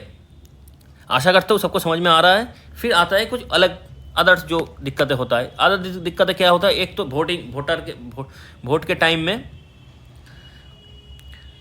ये जो लॉजिस्टिक है, इसको अगर बार बार वोट हो तो उसको वोट के टाइम में स्टाफ को इधर से उधर, बैलेट ये ईवीएम मशीन को इधर से उधर, सारे जो सीआरपीएफ जवान होता है उनको इधर से उधर, ये सब करना पड़ता है। तो लॉजिस्टिकल एक प्रॉब्लम आ जाता है, ठीक है। और अगर साल में एक ही बार, मतलब 5 साल में 10 बार वोट होता है, तो लोग वोट के ऊपर वोट देने जाने के लिए एक अनिहा, मतलब जाने के इच्छा जो है वो कम हो जाता है कि वोट साल में 5 बारी हो रहा है, क्या जाए क्या ना जाए, अगर नहीं भी जाए तो भी वोट हो जाएगा, ये सारे सोच लोगों के अंदर आता है, तो लोग वोट देने कम जाते हैं। लेकिन अगर 5 साल में एक ही बार हो तो लोग ज़्यादा करके वोट देने जाएंगे और बेटर वोटर टर्नआउट होगा।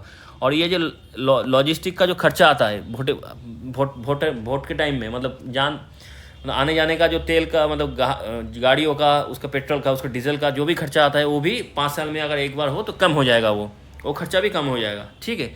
और दूसरा क्या, एक इंडिया के अंदर एक चीज़ बहुत ज़्यादा होता है, वो क्या, मान लीजिए ये कुछ दिन पहले ये हम यूपी में देखे, जो समाजवादी पार्टी है उनका जो है उनका जो लीडर है अखिलेश यादव जी, वो पहले एमएलए थे यहाँ से, मतलब विधानसभा से जीत के वो एमएलए पहले से ही थे। फिर उन्होंने एज ए एमपी कैंडिडेट वहाँ से खड़ा हो गया, लोकसभा इलेक्शन वहाँ पे जीत गया, फिर एमएलए से एमपी हो गया, फिर एमएलए की जगह में किसी और को खड़ा कर दिए, ठीक है। तो ये जो होता है कि एक ही बंदा दोनों सीट पे ऊपर कंट्रोल कर रहा है, एमएलए का सीट फिर एमपी का सीट, ठीक है। तो ये होना नहीं चाहिए। जब इलेक्शन एक ही बार होगा तो वो बंदा एक ही जगह से खड़ा हो पाएगा, या तो एमएलए या तो एमपी, ठीक है। वो दोनों जगह में नहीं खड़ा हो पाएगा, ठीक है।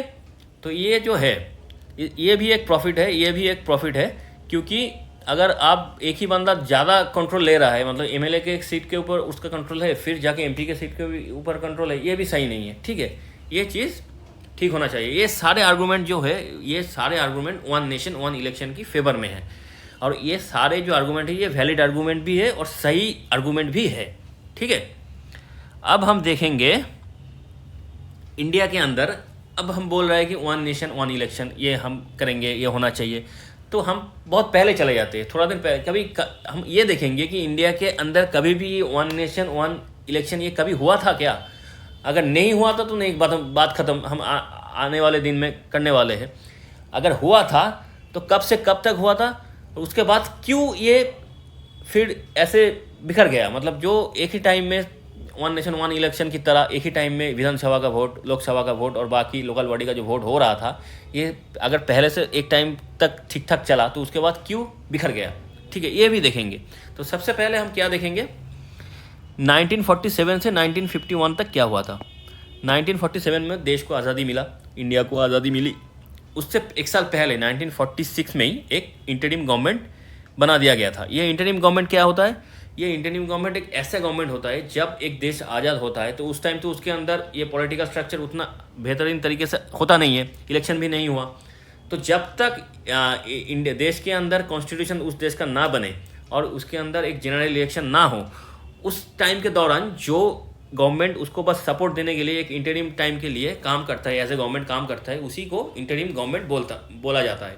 तो जब ब्रिटिश लोगों ने ठान लिया कि 1947 में इंडिया को आज़ादी दिया जाएगा, तो उसके एक साल पहले एक इंटरिम गवर्नमेंट बना दिया गया था, जो गवर्नमेंट में जवाहरलाल नेहरू जी थे, कांग्रेस के बहुत सारे लीडर थे और बाकी बहुत सारे पॉलिटिकल पार्टी के बहुत सारे लीडर थे, जैसे कि श्यामा प्रसाद जी भी थे और बी आर अम्बेडकर भी जी थे अलग पार्टी से।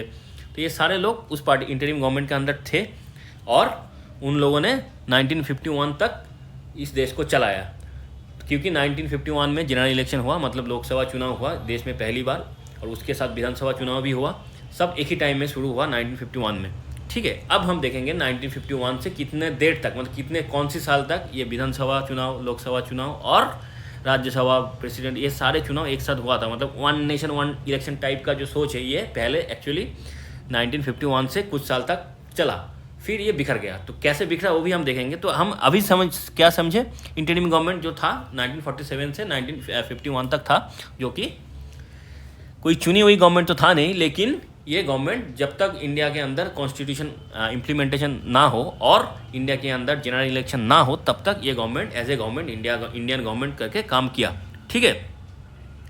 तो इस गवर्नमेंट के अंदर जवाहरलाल नेहरू जी थे, कांग्रेस के बहुत सारे लीडर थे, ऊपर से बी आर अम्बेडकर जी थे, श्यामा प्रसाद मुखर्जी जी थे, ठीक है।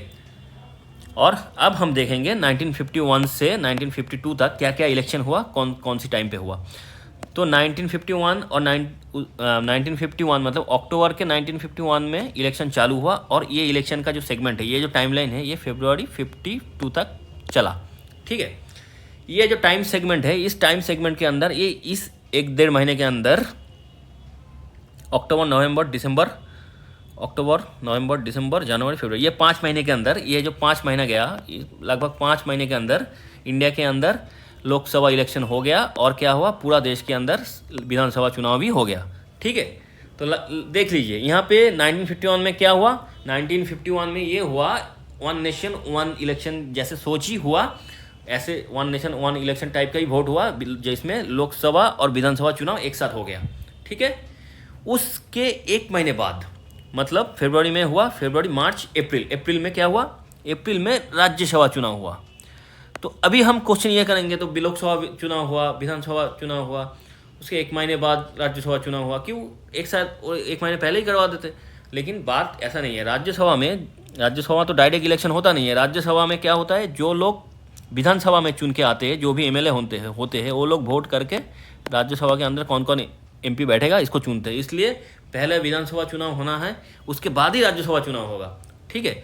फिर राज्यसभा चुनाव हुआ, फिर एक महीने बाद 13 मई 13 मई को क्या हुआ, 13 मई को 2 इलेक्शन हुआ। एक तो प्रेसिडेंट चुनने का इलेक्शन हुआ, जहाँ पे लोकसभा, राज्यसभा और विधानसभा, इन तीनों जगह पे जो चुने हुए कैंडिडेट है, ठीक है, ऐसा नहीं है ये बहुत सारे एमपी और एमएलए नॉमिनेटेड भी होते हैं, ठीक है। नॉमिनेट मतलब सिलेक्ट, वो चुन के, मतलब इलेक्टेड कैंडिडेट नहीं होते हैं। कभी कभार प्रेसिडेंट क्या करते हैं, जो भी अपने सेक्टर में, मतलब मान लीजिए सचिन तेंदुलकर जी है, ये क्रिकेट में महारत हासिल था, उनको एज ए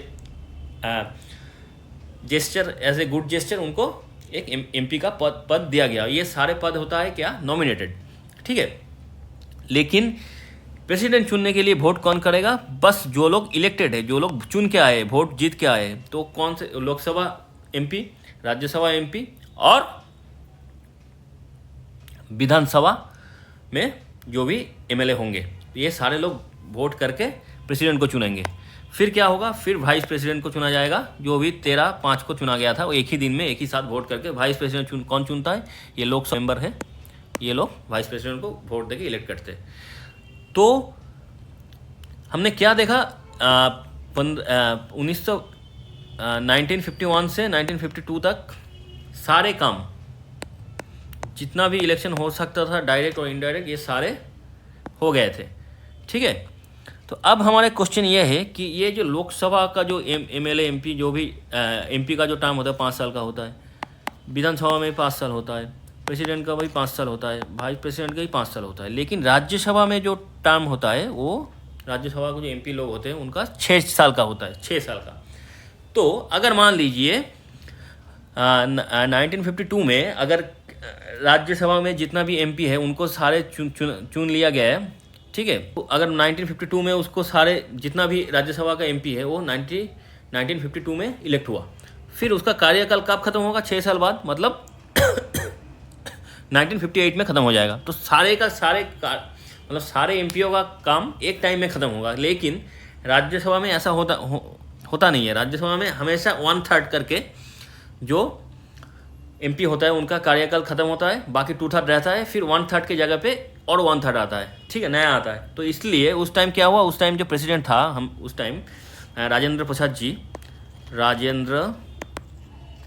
प्रसाद, इन्होंने क्या किया, इन्होंने उस टाइम जो भी राज्यसभा का जो मेंबर है, राज्यसभा का जो भी MP बनने वाले थे, उन सारे का टर्म फिक्स कर दिया। कुछ का 2 साल का टर्म दिया, कुछ का 4 साल का, कुछ का 6 साल का। तो ऐसे कैसा होगा, तब क्या हुआ, मतलब 2 साल के बाद मतलब 1/3 लोगों की टर्म खत्म हो गया, ठीक है। उस जगह पे नए लोग आए, फिर 4 साल के बाद और 1/3 का लोगों की टर्म खत्म हो गया, फिर उस जगह नए लोग आए, और 6 साल के बाद बाकी जो बचा, पहले एकदम चुना गया जो 1/3 था उसका भी टर्म खत्म हो गया, फिर उस जगह नए लोग आए।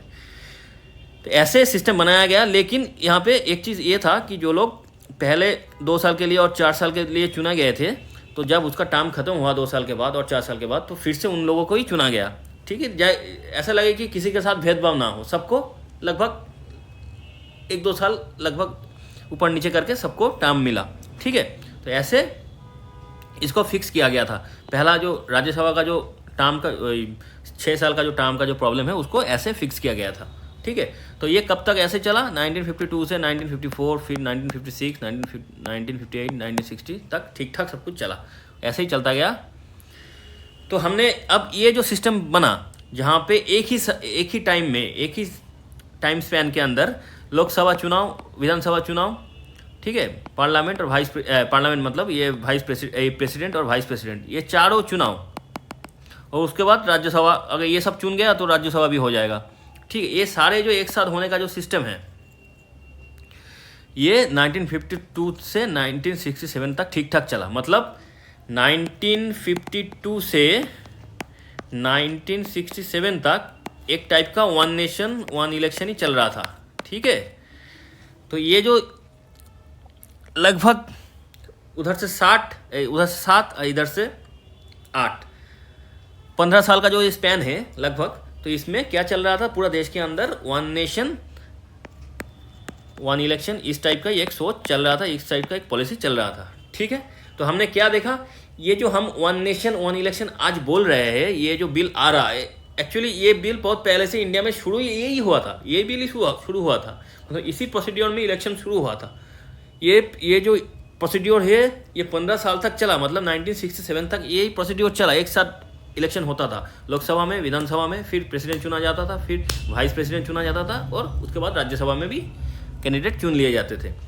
तो अब हम देखेंगे ये जब ये सही तरीके से चल रहा था तो फिर ये डिस्टर्ब कैसे हुआ, ये सारे चीज़ हम अब देखेंगे। तो हम सबसे पहले देखेंगे कैसे 1967 के बाद ये डिस्टर्बेंस चालू हुआ। तो सबसे पहले हम प्रेसिडेंट का चुनाव और वाइस प्रेसिडेंट का चुनाव थोड़ा सा देख लेंगे। ये 1 नेशन 1 इलेक्शन में ये इतना महत्व रखता नहीं है, इसलिए क्योंकि ये दोनों इलेक्शन इनडायरेक्ट तरीके से होता है, तो ये फिर भी हम देख लेंगे।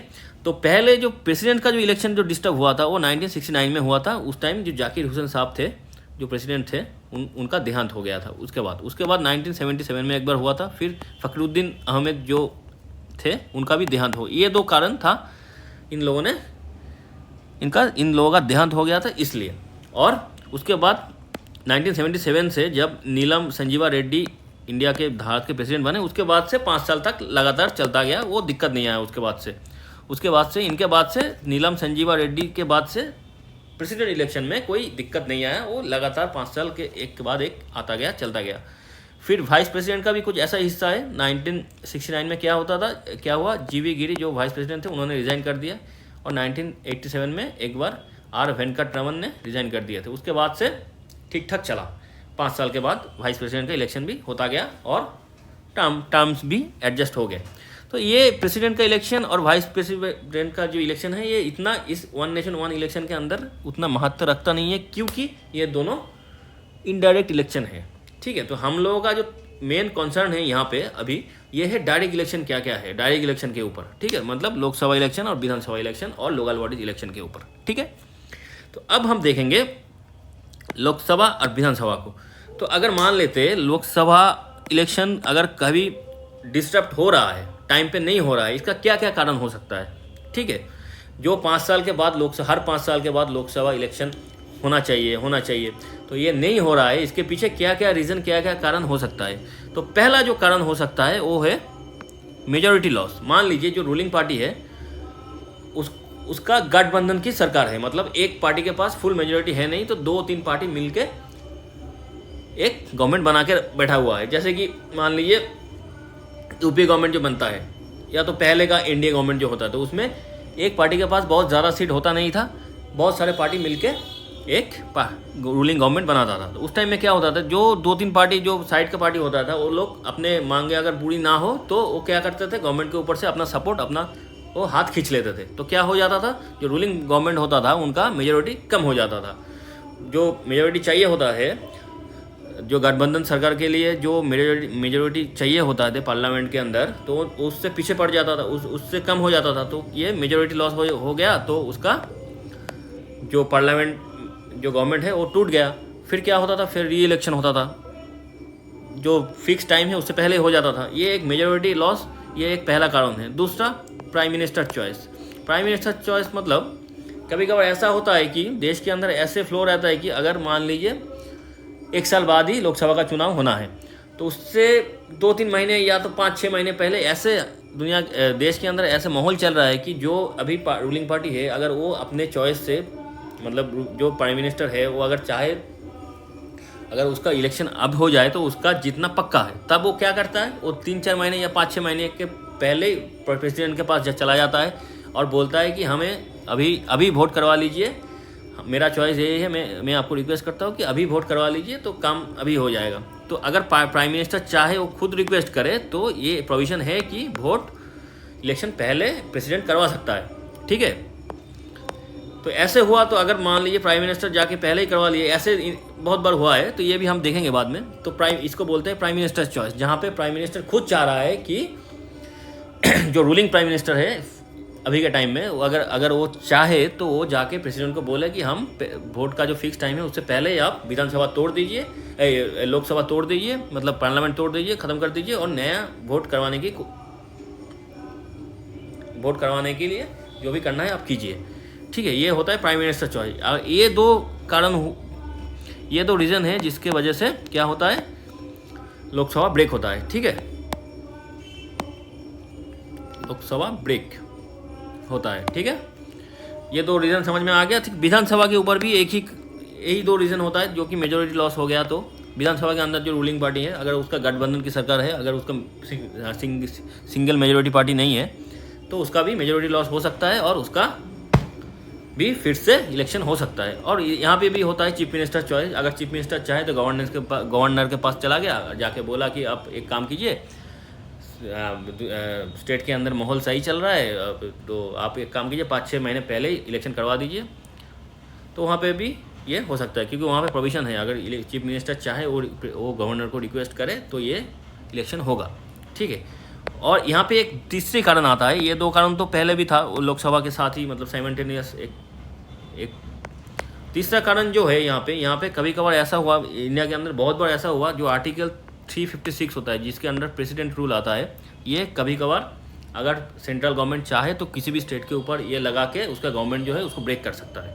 ठीक है, अगर कोई सिक्योरिटी थ्रेट है या तो कोई और थ्रेट आ रहा है किसी स्टेट के ऊपर, तो तब यहाँ पे ये प्रेसिडेंट रूल चलता है। जैसे कि जम्मू कश्मीर में चला, फिर नॉर्थ ईस्ट में चला, ठीक है, और बहुत पहले मतलब 1970 से 80 से पहले बहुत जगह पे चला। तो ये प्रेसिडेंट रूल एक आर्टिकल होता है कॉन्स्टिट्यूशन के अंदर जो कि अप्लाई हो जाता है कहाँ पे, सेंट्रल गवर्नमेंट किसी स्टेट के गवर्नमेंट के ऊपर अप्लाई करके उसका जो गवर्नमेंट है उसको तोड़ देता है और उस स्टेट का कंट्रोल प्रेसिडेंट के अंडर ले लेता है। ठीक है, तो समझ में आ गया क्या क्या रीज़न हो सकता है अगर लोकसभा ब्रेक होता है और विधानसभा ब्रेक होता है, तो उसका क्या क्या रीज़न हो सकता है। ठीक है, क्योंकि जो सिस्टम पहले से 1951 से 1967 तक ठीक ठाक चला, मतलब एक ही टाइम में विधानसभा लोकसभा हो रहा था, तो कोई ना कोई कारणवश तो ये सिस्टम टूटा। इस टूटने का दो ही कारण हो सकता है। अगर सेंट्रल लेवल पे देखें तो दो कारण, मेजोरिटी लॉस्ट और प्राइम मिनिस्टर चॉइस, और अगर स्टेट लेवल पे देखें, विधानसभा के लेवल में देखें, मेजोरिटी लॉस, दूसरा चीफ मिनिस्टर चॉइस और तीसरा प्रेसिडेंट रूल, मतलब आर्टिकल 356 का अप्लाई। ठीक है, समझ में आ गया पूरा का पूरा चीज़ है। अब हम देखेंगे लोकसभा में कैसे कैसे सिस्टम बिखरा। ठीक है, 1967 तक ठीक चला, 1967 से हम देखेंगे कैसे कैसे जो लोकसभा का जो 5 साल के बाद एक इलेक्शन होना चाहिए था लोकसभा का, हर 5 साल के बाद, वो कैसे पहले 5 साल के पहले हो गया, कुछ तो 5 7 6 साल के बाद हुआ, तो ये कैसे क्यों कब हुआ, ये सारी चीज़ अब हम डिस्कस करेंगे। 71 के बाद 5 साल बाद इलेक्शन कब होना था, 1976 में, लेकिन बीच में इंदिरा गांधी जी ने इमरजेंसी लगवा दी है और कॉन्स्टिट्यूशन में एक अमेंड करके ये लिखवा दिए कि इलेक्शन मतलब लोकसभा की इलेक्शन वो 5 साल नहीं 6 साल बाद भी हो सकता है। ठीक है, कैन बी आफ्टर 6 ईयर।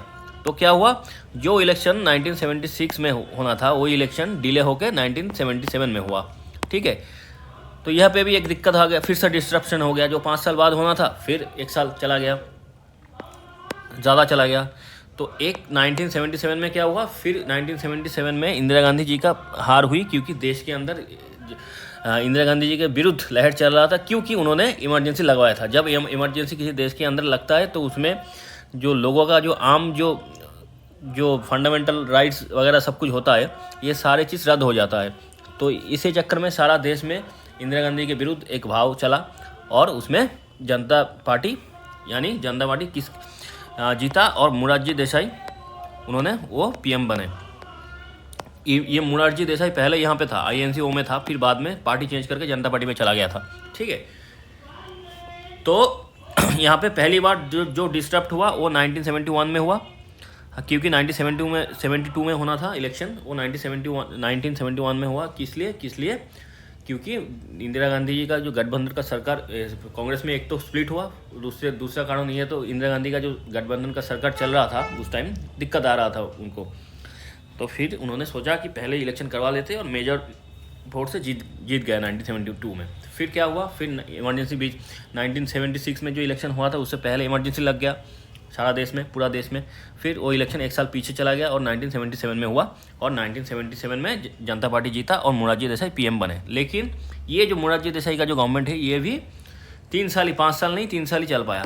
फिर इनका मेजोरिटी इशू आ गया। फिर यह जो गठबंधन का सरकार था मोरारजी देसाई का, वो 3 साल चला। 1979 में ये गठबंधन टूट गया और मेजोरिटी इशू आ गया, मेजोरिटी लूज़ हो गया और फिर से जनता पार्टी का सरकार गिर गया। ठीक है, तो 1977 के बाद 5 साल बाद यानी 1982 में इलेक्शन होना था। वही इलेक्शन कब हुआ, फिर वो इलेक्शन हो गया 1980 में, क्योंकि सरकार गिर गया।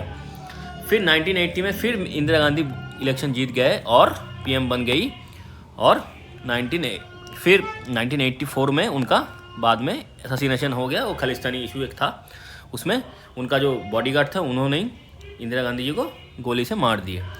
तो अभी 1980 में ही उन्होंने जीता, तो फिर इलेक्शन होना कब चाहिए था, 1984 में। ठीक है, लेकिन ये 1985 में। ठीक है, तो इलेक्शन कब हो गया, तब 1984 में हो गया पीएम चॉइस टू यूज, क्योंकि इंदिरा गांधी मरने के बाद ही उनका देहांत होने के बाद ही उनका बेटा राजीव गांधी पीएम बने, और उन्होंने जो इलेक्शन है उसको 1985 की जगह पे 1 साल पहले ही 1984 में करवा लिए और राजीव गांधी इलेक्शन जीत गए। ठीक है, उसके बाद राजीव गांधी का जो गवर्नमेंट है वो 5 साल चला। 5 साल के बाद 1989 में वीपी सिंह पीएम बने, और ये जो वीपी सिंह का जो सरकार था ये बस 2 साल ही चला। उसके बाद मेजोरिटी इशू आ गया, इनका भी गठबंधन का सरकार था, तब इनका भी गठबंधन मेजोरिटी लूज़ हो गया और इनका सरकार भी गिर गया। और फिर 1991 में फिर से इलेक्शन हुआ, 2 साल बाद ही 1991 के फिर से लोकसभा इलेक्शन हुआ। वहाँ पे PV Narasimha Rao UPA government से, मतलब कांग्रेस पार्टी से पीएम बने, और इनका जो गवर्नमेंट है ये 5 साल चला। ठीक है, उसके बाद 5 साल चलने के बाद फिर 1996 में इलेक्शन हुआ। उसमें एच.डी. देवेगौड़ा और आई.के. गुजराल एक के बाद एक दोनों पीएम बने, लेकिन ये गवर्नमेंट भी, ये गठबंधन की सरकार था, 2 साल से ज़्यादा नहीं चल पाया क्योंकि मेजोरिटी क्राइसिस हो गया। तो ये वो वक्त था, इस टाइम पे इंडिया के अंदर जो भी सेंट्रल गवर्नमेंट बने थे वो सब गठबंधन की सरकार थे। किसी भी एक, या तो मेजोरिटी सीट था नहीं, तो एक पार्टी के पास तो था ही नहीं, कि ऐसे हुआ कि दो पार्टी मिलके भी मेजोरिटी का गवर्नमेंट नहीं बना पा रहे थे। तो यहाँ पे बहुत सारी पार्टी एक साथ मिलके जुट करके गठबंधन की सरकार बना रहा था, और बाद में ये हुआ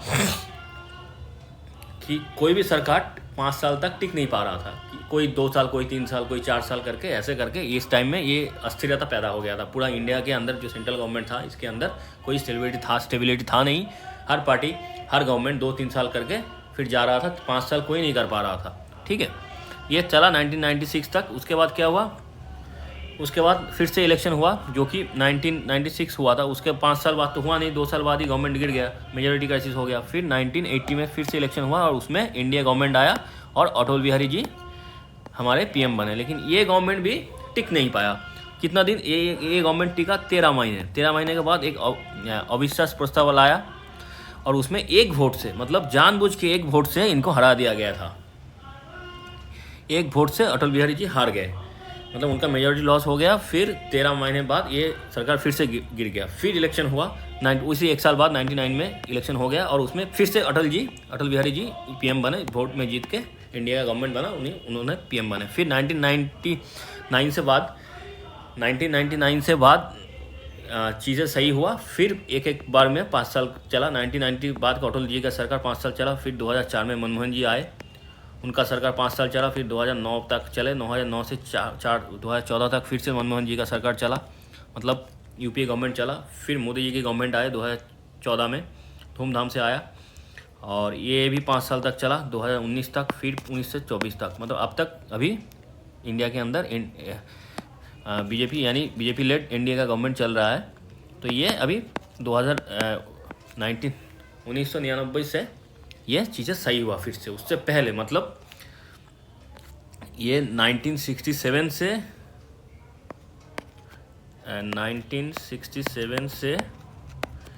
1999 तक ये जो टाइम पीरियड था इसमें अनस्टेबल था। क्या था? ये जो हर वक्त इसके बीच में जो भी सेंट्रल गवर्नमेंट बना सब अनस्टेबल था। ठीक है, ये समझ में आ गया। तो ऐसे करके जो लोकसभा का इलेक्शन था इसी तरीके से डिस्टर्ब हुआ। कोई 3 साल चला, कोई 2 साल चला, कोई 5 साल चला बीच में। फिर 1999 तक आते आते उसके बाद थोड़ा सा सही हुआ। लेकिन इससे पहले ही जो बिगाड़ना था वो बिगड़ चुका था। जो टाइमिंग का जो बिगाड़ना था वो पहले ही 1999 से पहले ही बिगड़ चुका था। ठीक है, तो ये था रीज़न जो कि लोकसभा का जो इलेक्शन है वो 5 साल बाद नहीं हो पा रहा था, उसका जो सीक्वेंस था वो बिगड़ गया ऐसे करके। तो ये जब लोकसभा के ऊपर ये सब चल रहा था, अब हम देखेंगे विधानसभा में क्या क्या इफेक्ट हुआ। ठीक है, विधानसभा में क्यों वो जो सीक्वेंस चल रहा था 5 साल का वो कैसे टूटा। तो 1968 से 1969 ये साल हम देखेंगे। इस साल के बीच हमने क्या देखा था, ये जो साल था इसमें 1969 में कांग्रेस का स्प्लिट हो गया था। ठीक है, ये हमें यहाँ पे याद रखनी है। क्यों? क्योंकि इस एक साल के बीच में कांग्रेस के अंदर इतना तनाव हो गया था, कांग्रेस की जो पार्टी था उसके दोनों के बीच में इतना गड़बड़ हो गया था। तो कांग्रेस लेड जितना भी स्टेट गवर्नमेंट था, जैसे कि यूपी, बिहार, वेस्ट बंगाल, हरियाणा, ये सारे स्टेट जब कांग्रेस के अंदर स्प्लिट हुआ बाद में 1969 पे जाके, एक साल तक तनाव चला। ठीक है, कांग्रेस के अंदर अगर आपका सेंट्रल जो पार्टी है, जो सेंट्रल सिस्टम है उसमें गड़बड़ चल रहा है, तो उसी का जो इफेक्ट है वो स्टेट में आएगा ही। तो स्टेट में भी कांग्रेस लेड गवर्नमेंट चल रहा था, इस सारे स्टेट में कांग्रेस लेड गवर्नमेंट चल रहा था, तो उसी में भी दिक्कत आ गया, उसमें भी पार्टीशन आने लगा। तो क्या हुआ 1969 में जब फाइनली ब्रेकआउट हुआ, कांग्रेस का जो स्प्लिट हुआ, उसके बाद क्या हुआ, इन चारों स्टेट में जो विधानसभा चल रहा था ये सारे टूट गए विधानसभा, क्योंकि मेजोरिटी क्राइसिस आ गया, फिर ये सारे टूट गए। फिर यहाँ से चालू हुआ जो कि सारे स्टेट का इलेक्शन एक ही टाइम में हो रहा था, ये सारे स्टेट का जो इलेक्शन मतलब इंडिया के अंदर, उसमें से ये यूपी, बिहार, वेस्ट बंगाल पीछे चला गया। ठीक है, इसका जो सीक्वेंस था वहाँ से टूटा, यहाँ से इसका टूटने का जो सिलसिला है यहाँ से चालू हुआ। फिर उससे पहले एक बार वो केरल का जो इलेक्शन है वो भी एक बार डिस्टर्ब हुआ था, क्योंकि 1956 में केरल एक स्टेट बना, उसके बाद 1959 तक ऐसे कुछ केरल का जो इलेक्शन हुआ, पहला जो स्टेट इलेक्शन मतलब विधानसभा इलेक्शन था, उसके बाद केरल के ऊपर वो होम मिनिस्टर, उस टाइम होम मिनिस्टर कौन थे, इंदिरा गांधी जी थे, उन्होंने एक बार वो प्रेसिडेंशियल रूल लगा दिए थे केरल के ऊपर। तो उस टाइम पहले एक बार केरल का जो विधानसभा का चुनाव है वो डिस्टर्ब हुआ, और उसके बाद ये जो कांग्रेस का जब स्प्लिट हुआ, उसके बाद यूपी, बिहार, वेस्ट बंगाल, हरियाणा, ये सारे का जो सीक्वेंस था सब गड़बड़ हो गया। फिर क्या हुआ, फिर हमने क्या देखा, 1977 में जनता पार्टी आया था सेंट्रल गवर्नमेंट में, जो कि इमरजेंसी के ठीक बाद। तो मोरारजी देसाई ऐसे पीएम आते ही उन्होंने जितना भी उस टाइम कांग्रेस लेड जो स्टेट थे, उसमें से 9 कांग्रेस रूल्ड स्टेट थे, उसके ऊपर क्या लगा दिए, जो आर्टिकल 356 जो प्रेसिडेंट रूल होता है, जो हम थोड़ी देर पहले ही हम देखे थे। ये अगर विधानसभा टूटने का 3 कारण होता है, एक होता है मेजोरिटी लॉस, फिर आता है चीफ मिनिस्टर चॉइस, और लास्ट में आता है क्या, प्रेसिडेंट रूल। तो ये प्रेसिडेंट रूल लगा के उन 9 स्टेट में के अंदर इलेक्शन करवा दिया, नए गवर्नमेंट को गिरा दिए, और फिर उसके बाद वहाँ पे 9 स्टेट में इलेक्शन करवाए, उनमें से 7 स्टेट में जनता पार्टी जीत गया।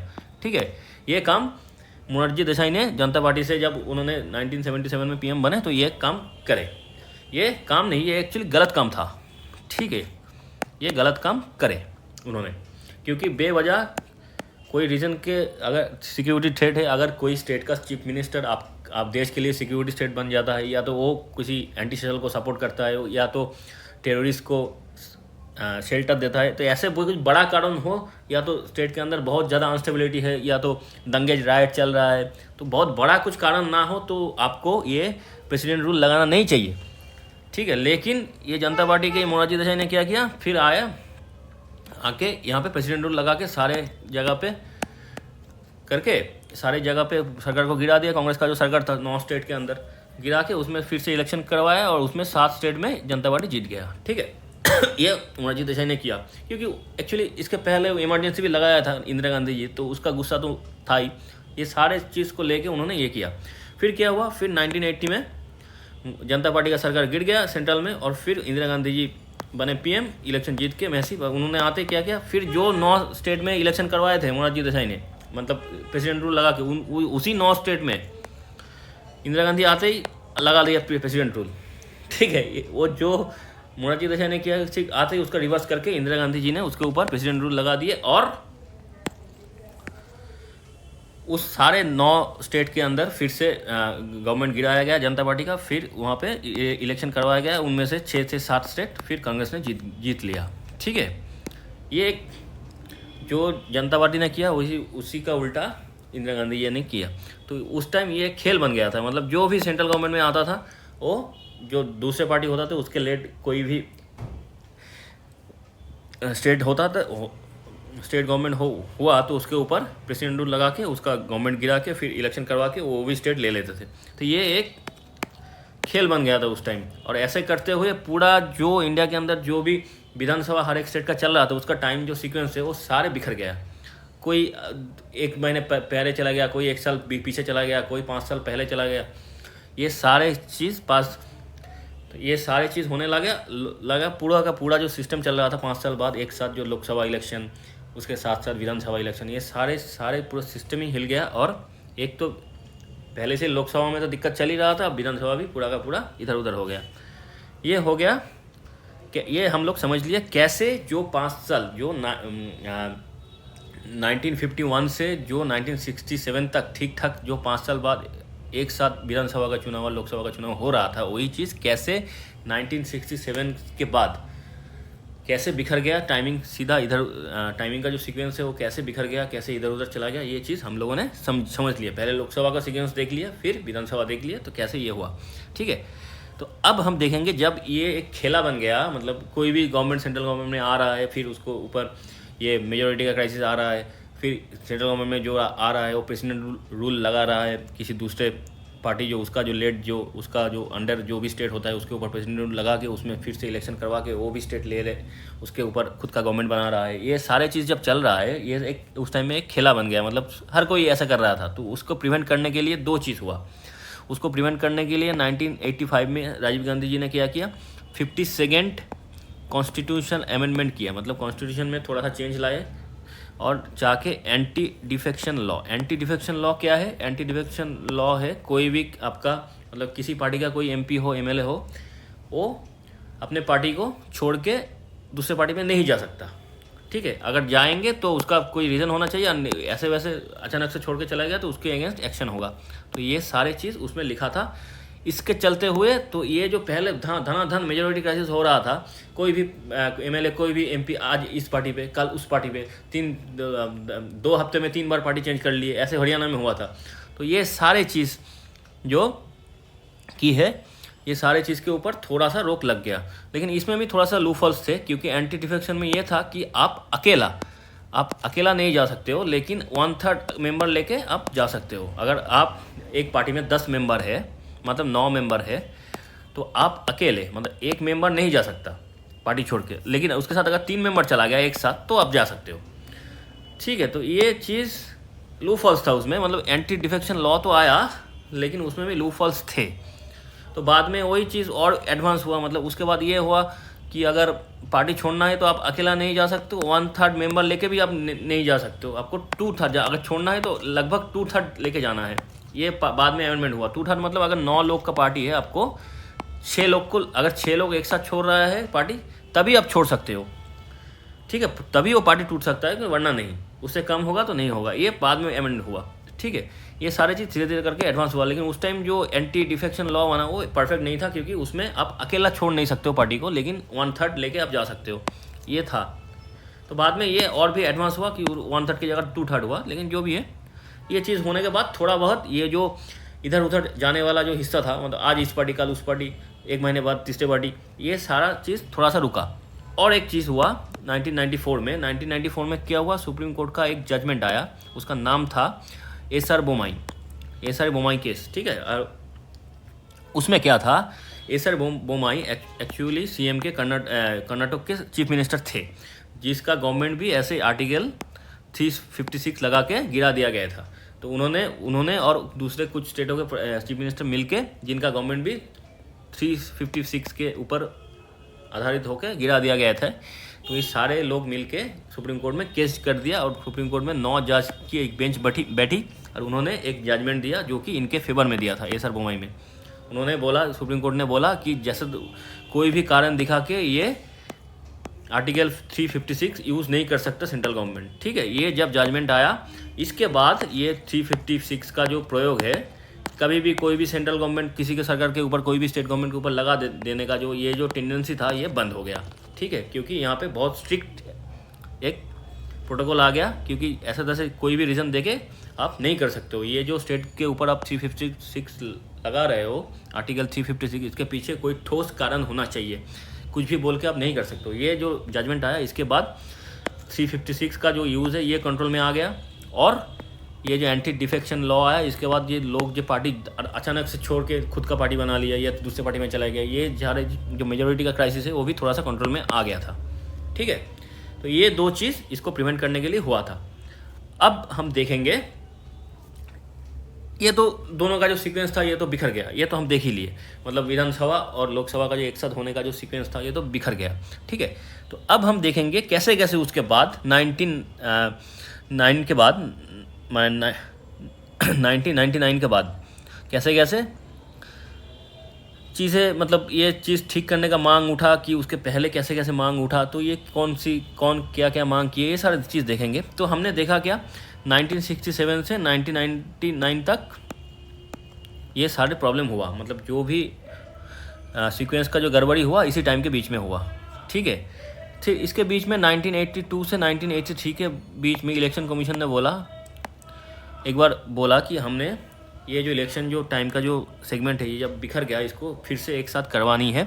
एक साथ करेंगे तो हमारे ऊपर भी प्रेशर कम आएगा, क्योंकि इलेक्शन कमीशन को अगर सीक्वेंस जब इधर उधर हो जाता है तो इलेक्शन कमीशन को 5 साल में 2-3 बारी या तो 5 बारी इलेक्शन करवानी पड़ती है, कोई ना कोई स्टेट पे या तो सेंट्रल गवर्नमेंट में, मतलब लोकसभा के। तो उसमें उसका मेहनत ज़्यादा जाता है। तो अगर वो वही चीज़ एक बारी में हो जाता तो इनके ऊपर भी प्रेशर कम आता। तो यही चीज़ इन्होंने बोला इस 1982 और 1983 के बीच में कि हम लोग के लिए यही अच्छा है कि इलेक्शन एक साथ हो। पहला ऑफर 3 से आया। फिर लॉ कमीशन ने बोला, लॉ कमीशन मतलब इंडिया के अंदर लॉ कमीशन करके एक कमीशन है जिसमें जो भी एक्स जस्टिस वगैरह होते हैं, जो ऑफिशियल होता है गवर्नमेंट में, जो एक्स होते हैं, उनका एक टीम रहता है। वो लोग किसी टॉपिक के ऊपर थोड़ा सा रिसर्च करते हैं और एक रिपोर्ट सबमिट करते हैं। तो 170 पेज का रिपोर्ट दिए थे। उसमें साइमल्टेनियस इलेक्शन माने एक साथ इलेक्शन करने का जो सुझाव था, वही चीज़ इन लोगों ने भी ऑफ़र किए थे। बोले थे कि आप लोग जैसे तैसे करके इलेक्शन अगर साइमल्टेनियसली होगा तो अच्छा ही होगा। इसमें बीपी जीवन रेड्डी करके एक जस्टिस थे, उनका रिपोर्ट आया था इसके अंदर, उन्होंने यही बोला था। ठीक है। उसके बाद 2003 में क्या हुआ था, ये 1999 में हुआ था ये। फिर 2003 में लाल कृष्ण आडवाणी, LK आडवाणी, जो कि उस टाइम होम मिनिस्टर थे, उन्होंने ये ऑफ़र दिया था कि साइमल्टेनियस इलेक्शन होना चाहिए। ठीक है। उस टाइम क्या लेफ्ट पार्टी मतलब कम्युनिस्ट पार्टी, इन्होंने अपोज कर दिया। ठीक है, इन्होंने उस टाइम अपोज किया। फिर 2015 में पार्लियामेंट्री जो कमेटी होता है, उन्होंने भी यही रिकमेंड किया कि साइमल्टेनियस वोट होना चाहिए, इलेक्शन होना चाहिए। फिर 2017 में नीति आयोग ने यही चीज़ रिकमेंड किया। फिर 2018 में लॉ कमीशन, उसमें भी एक रिपोर्ट ड्राफ्ट करके भेजा, उसमें भी यही चीज़ था। मतलब रिकमेंडेशन यही था कि हम लोग अगर साइमल्टेनियस इलेक्शन करवाएंगे, मतलब एक ही टाइम के अंदर, एक ही टाइम सेगमेंट के अंदर विधानसभा और लोकसभा का चुनाव करवाएंगे तो वो हमारे लिए फ़ायदेमंद होगा। और आज के दिन में क्या चल रहा है वो तो हम पहले स्लाइड में ही देख लिए थे। कुछ दिन पहले ही, ये 2-3 दिन पहले ही ये इंट्रोड्यूस हुआ है पार्लियामेंट के अंदर। ठीक है, ये बिल। अब हम देखेंगे, अगर मान लेते हैं ये साइमल्टेनियसली इलेक्शन हुआ तो क्या क्या दिक्कतें हो सकता है, मतलब जो लोग इसके अपोज में हैं। ठीक है, इसके अपोज में जो लोग हैं वो लोग क्या क्या रीज़न, क्या क्या कारण दे रहा है कि simultaneous one nation one election होगा तो क्या क्या प्रॉब्लम होगा। ये जो कारण जो इस बिल के अपोजिशन में है वो लोग क्या कारण दे रहे हैं, अब ये हम लोग पढ़ेंगे। तो उनका जो पहला जो कारण है वो है फेडरलिज्म इन डेंजर। वो लोग बोल रहे हैं कि फेडरलिज्म ये डेंजर, खतरे में आ जाएगा। कैसे? मान लीजिए फेडरलिज्म का मतलब है सेंटर का जो पावर और स्टेट का जो पावर, ये क्या क्या है, ये डिमार्केटेड है। अगर मान लीजिए वन नेशन वन इलेक्शन होगा तो तब क्या होगा, जो भी लोग वोट देने जाएंगे उसके दिमाग में नेशनल इशू पहले आएगा। ठीक है, देश के लिए क्या सही है, उसी हिसाब से उसको लोकसभा वोट देंगे। लोकसभा का जो कैंडिडेट होगा उसको चुनेंगे, फिर उसी हिसाब से विधानसभा का कैंडिडेट भी चुनेंगे। ये इनका रीज़न है, इनका तर्क है। इनका तर्क ये है फेडरलिज्म डेंजर में आएगा। फेडरलिज्म मतलब जो सेंटर का पावर और स्टेट का जो पावर होता है, जो स्टेट के पास जो पावर होता है वो एक तरीके से खतरे में आ जाएगा, क्योंकि सारे पावर सेंटर के पास चला जाएगा। ये इनका क्या आर्गूमेंट है। ठीक है, आर्गूमेंट में पहला क्या चीज़ हो, जब भी वोट होगा उस टाइम अगर एक साथ हुआ तो नेशनल जो इशू है वो पहला प्रायोरिटी मिलेगा उसको। ठीक है, ये इनका वक्तव्य है। उसके बाद मतलब ये जो नेशनल इशू है, ये लोकल इलेक्शन में भी ये नेशनल इशू ज़्यादा प्रायोरिटी मिलेगा। फिर इसका मतलब ये हुआ, ये लोग और भी बोल रहे हैं कि वन नेशन वन इलेक्शन होने का मतलब एक ही नेशन होगा, एक ही इलेक्शन होगा और एक ही लीडर आएगा। तो मतलब बाकी लीडर का उतना वैल्यू रहेगा नहीं। ठीक है, फिर इनका और तर्क ये है कि रीजनल जो पार्टीज़ है, ये पार्टी सब क्राइसिस में आ जाएगा। ठीक है, उसके बाद क्या है, उसके बाद ये लोग बोल रहे हैं कि स्टेट इलेक्शन कमीशन जो है उसका रेलिवेंस ख़त्म हो जाएगा। अगर मान लीजिए ये बात सही है, अगर रेलिवेंस ख़त्म ही हो जाएगा तो इसके पीछे भी तो कारण होगा ना। मतलब अगर मान लीजिए इलेक्टोरल रोल एक ही काम election commission, central election commission भी कर रहा है, स्टेट इलेक्शन कमीशन भी कर रहा है, तो अगर एक ही काम दो जगह पे करवा के क्या फ़ायदा? ठीक है, एक ही जगह होगा तो इलेक्शन, अगर ये डिपार्टमेंट ना ही रहे, मान लेते हैं स्टेट इलेक्शन कमीशन अगर ना रहे तो क्या दिक्कत आ जाएगा? कुछ नहीं, उल्टा इनके अंदर जो भी लोग हैं उसको दूसरे जगह पे यूज़ होगा। ये डिपार्टमेंट के पीछे जो खर्चा होता है, एक ही काम करने के लिए दो बार खर्चा होता है। मतलब इलेक्शन कमीशन तो वोटर लिस्ट बनाता ही है, फिर स्टेट इलेक्शन कमीशन बनाता है, तो इसमें दो बार ही खर्चा आता है, तो ये खर्चा बच जाएगा। ठीक है। तीसरा, और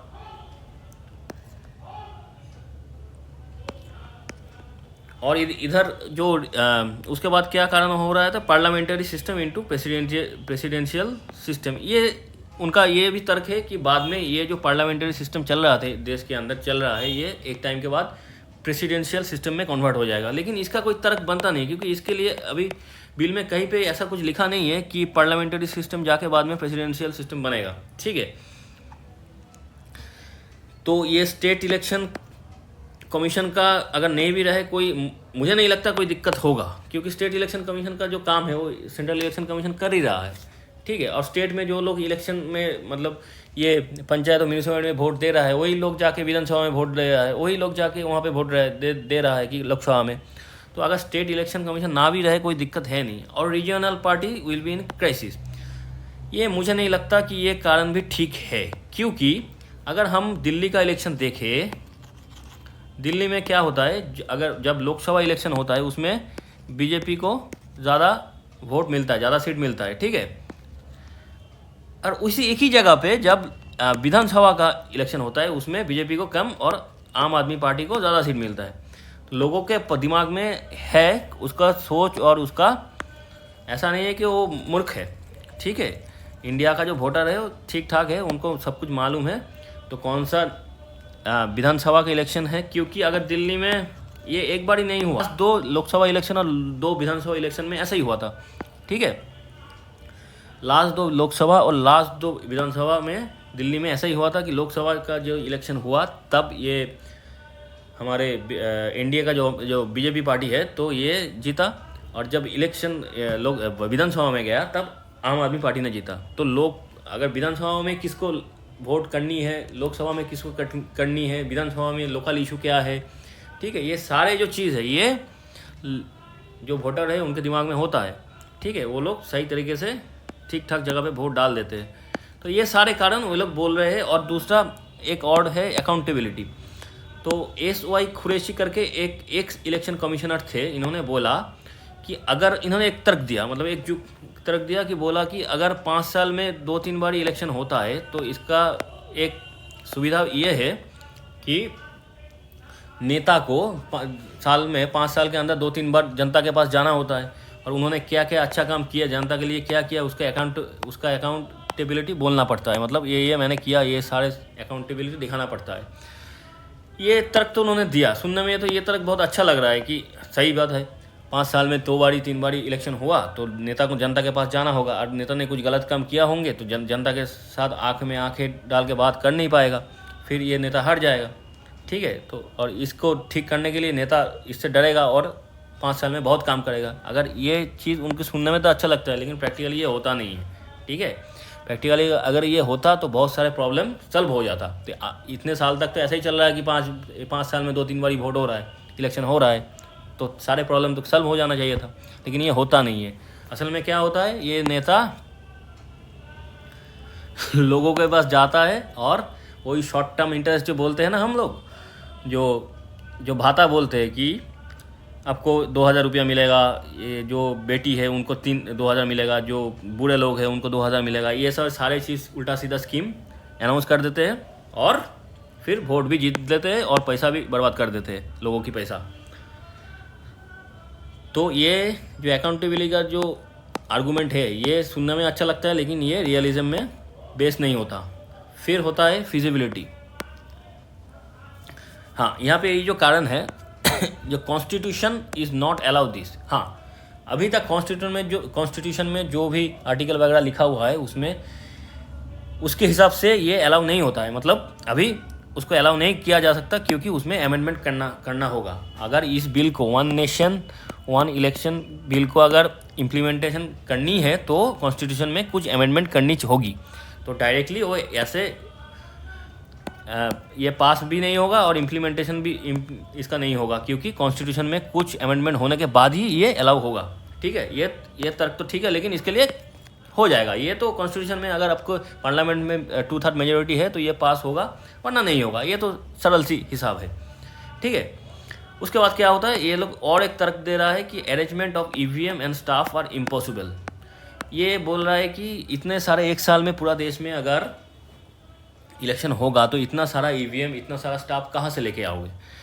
तो इनका ये तर्क भी सही नहीं है, क्योंकि एक दिन में तो पूरा देश में तो होगा नहीं, एक दिन में तो पूरा देश में इलेक्शन तो होगा नहीं। अगर मान लीजिए पहले 2 दिन में या पहले 7 दिन में गुजरात में हुआ, फिर उसके बाद 3 दिन यूपी में हुआ, फिर 4 दिन के बाद बंगाल में हुआ, तो ऐसे करते हुए एक सेगमेंट में ऐसा नहीं है कि हर पूरे स्टाफ पूरे ईवीएम सारे एक दिन में यूज़ होनी है, ऐसा नहीं है। ये एक टाइम पीरियड के अंदर, मान लीजिए 1-1.5 महीने की या तो 2 महीने के अंदर घूम फिर के यूज़ होगा, तो इसमें उतना दिक्कत आएगा नहीं। ठीक है, तो ये रीज़न भी क्रॉस हो जाता है। और कॉन्स्टिट्यूशन में तो अमेंडमेंट करनी है, और ये अकाउंटेबिलिटी का जो बोला गया है कि नेता को बार बार वोट होगा तो बार बार जनता के पास जाना होगा, तो बोलना पड़ेगा, अकाउंटेबिलिटी हिसाब देना पड़ेगा।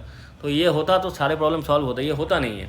नेता कुछ ना कुछ करके जनता को मूर्ख बना के, ये पैसे की लालच या तो कुछ और लालच करके या तो कुछ कैंडिडेट चेंज करके कुछ इधर उधर करके वो वोट निकाल ही लेते हैं।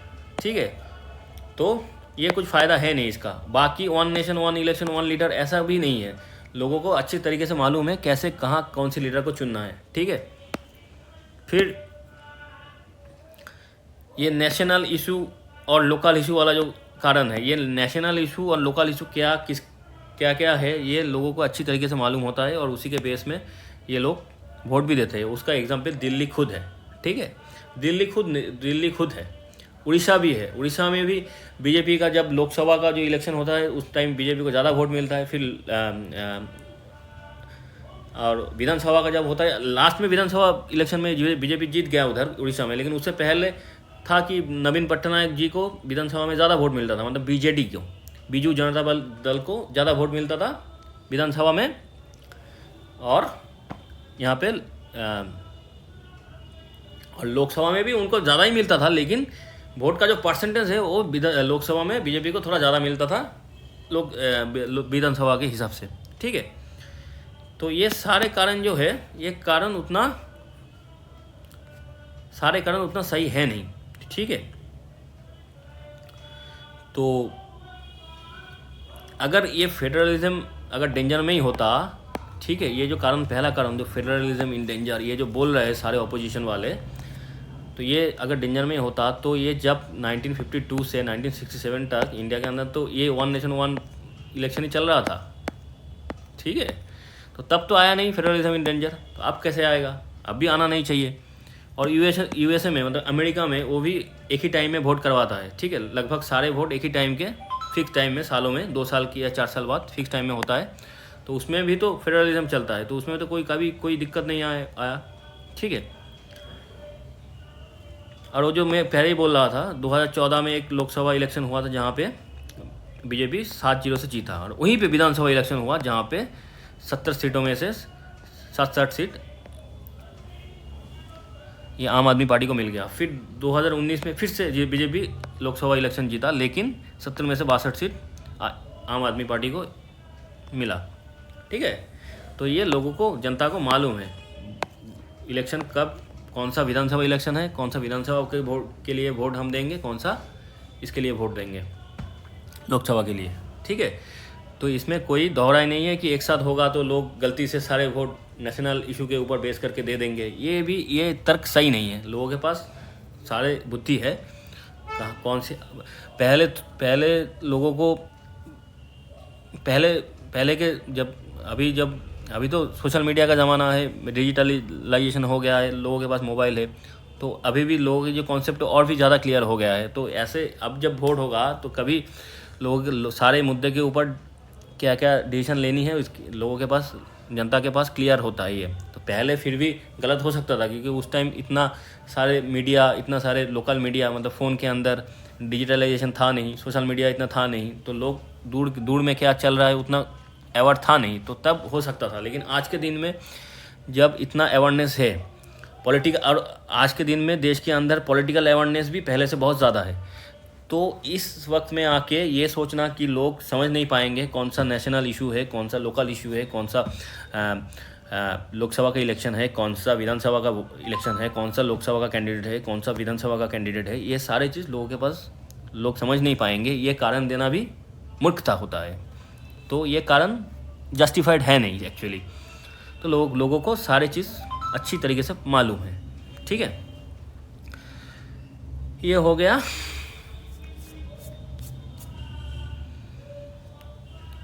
कॉन्सर्न के बारे में, जो भी क्वेश्चन इसके अगेंस्ट आया था, ये सारे चीज़ हो गया। फिर आते हैं हम, तो अब अगर हमें इसको इम्प्लीमेंट करनी है वन नेशन वन इलेक्शन को, तो क्या क्या करना होगा। सबसे पहले जो करना होगा वो है कॉन्स्टिट्यूशन में कुछ अमेंडमेंट चाहिए। ये ना हो तो ये ऐसे ही होगा नहीं, ठीक है, ये अमेंडमेंट तो चाहिए। क्या क्या अमेंडमेंट चाहिए वो हम बाद में थोड़ी देर में देखते हैं।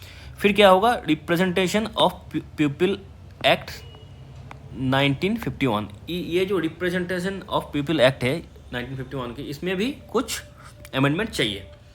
फिर क्या, फिर लोकसभा के जो बिजनेस रूल है, जो काम करने का तरीका है, और विधानसभा का जो काम करने का तरीका है, उसका जो टाइम पीरियड है, ये सारे चीज़ में थोड़ा थोड़ा करके अमेंडमेंट करना होगा, तब जाके ये इम्प्लीमेंटेशन होगा।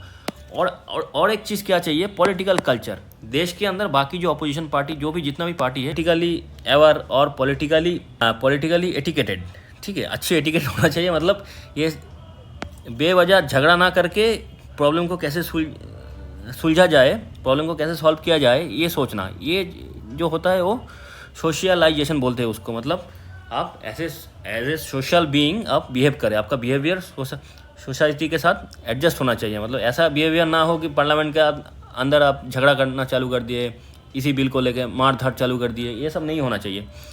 आपका जो बिहेवियर है वो सोशलाइज्ड होना चाहिए, और जो बिल आ रहा है उसका जो फॉल्ट है, क्या सही में कोई दिक्कत है कि हम ऐसे ही बोलेंगे, ऐसे ही इसको विरोध करते रहेंगे, ऐसा नहीं होना चाहिए। कि अगर उसका कोई दिक्कत है उसको सॉल्व करना होगा। कोई दिक्कत आपको समझ में आ रहा है तो आप बोलिए, आप उसको सॉल्व कीजिए। ऐसा नहीं कि आपको नहीं करना है, जो भी अच्छा चीज़ है अगर अच्छा भी है तो भी नहीं करेंगे, ऐसा सोच नहीं होना चाहिए। ठीक है, इसे ही बोलते हैं पॉलिटिकल कल्चर सही होना चाहिए, पॉलिटिकल सोशलाइजेशन। ठीक है, अब हम देखेंगे जो अमेंडमेंट की ज़रूरत पड़ेगी इस बिल को, अगर आपको इम्प्लीमेंट करना है तो क्या क्या अमेंडमेंट की ज़रूरत पड़ेगी।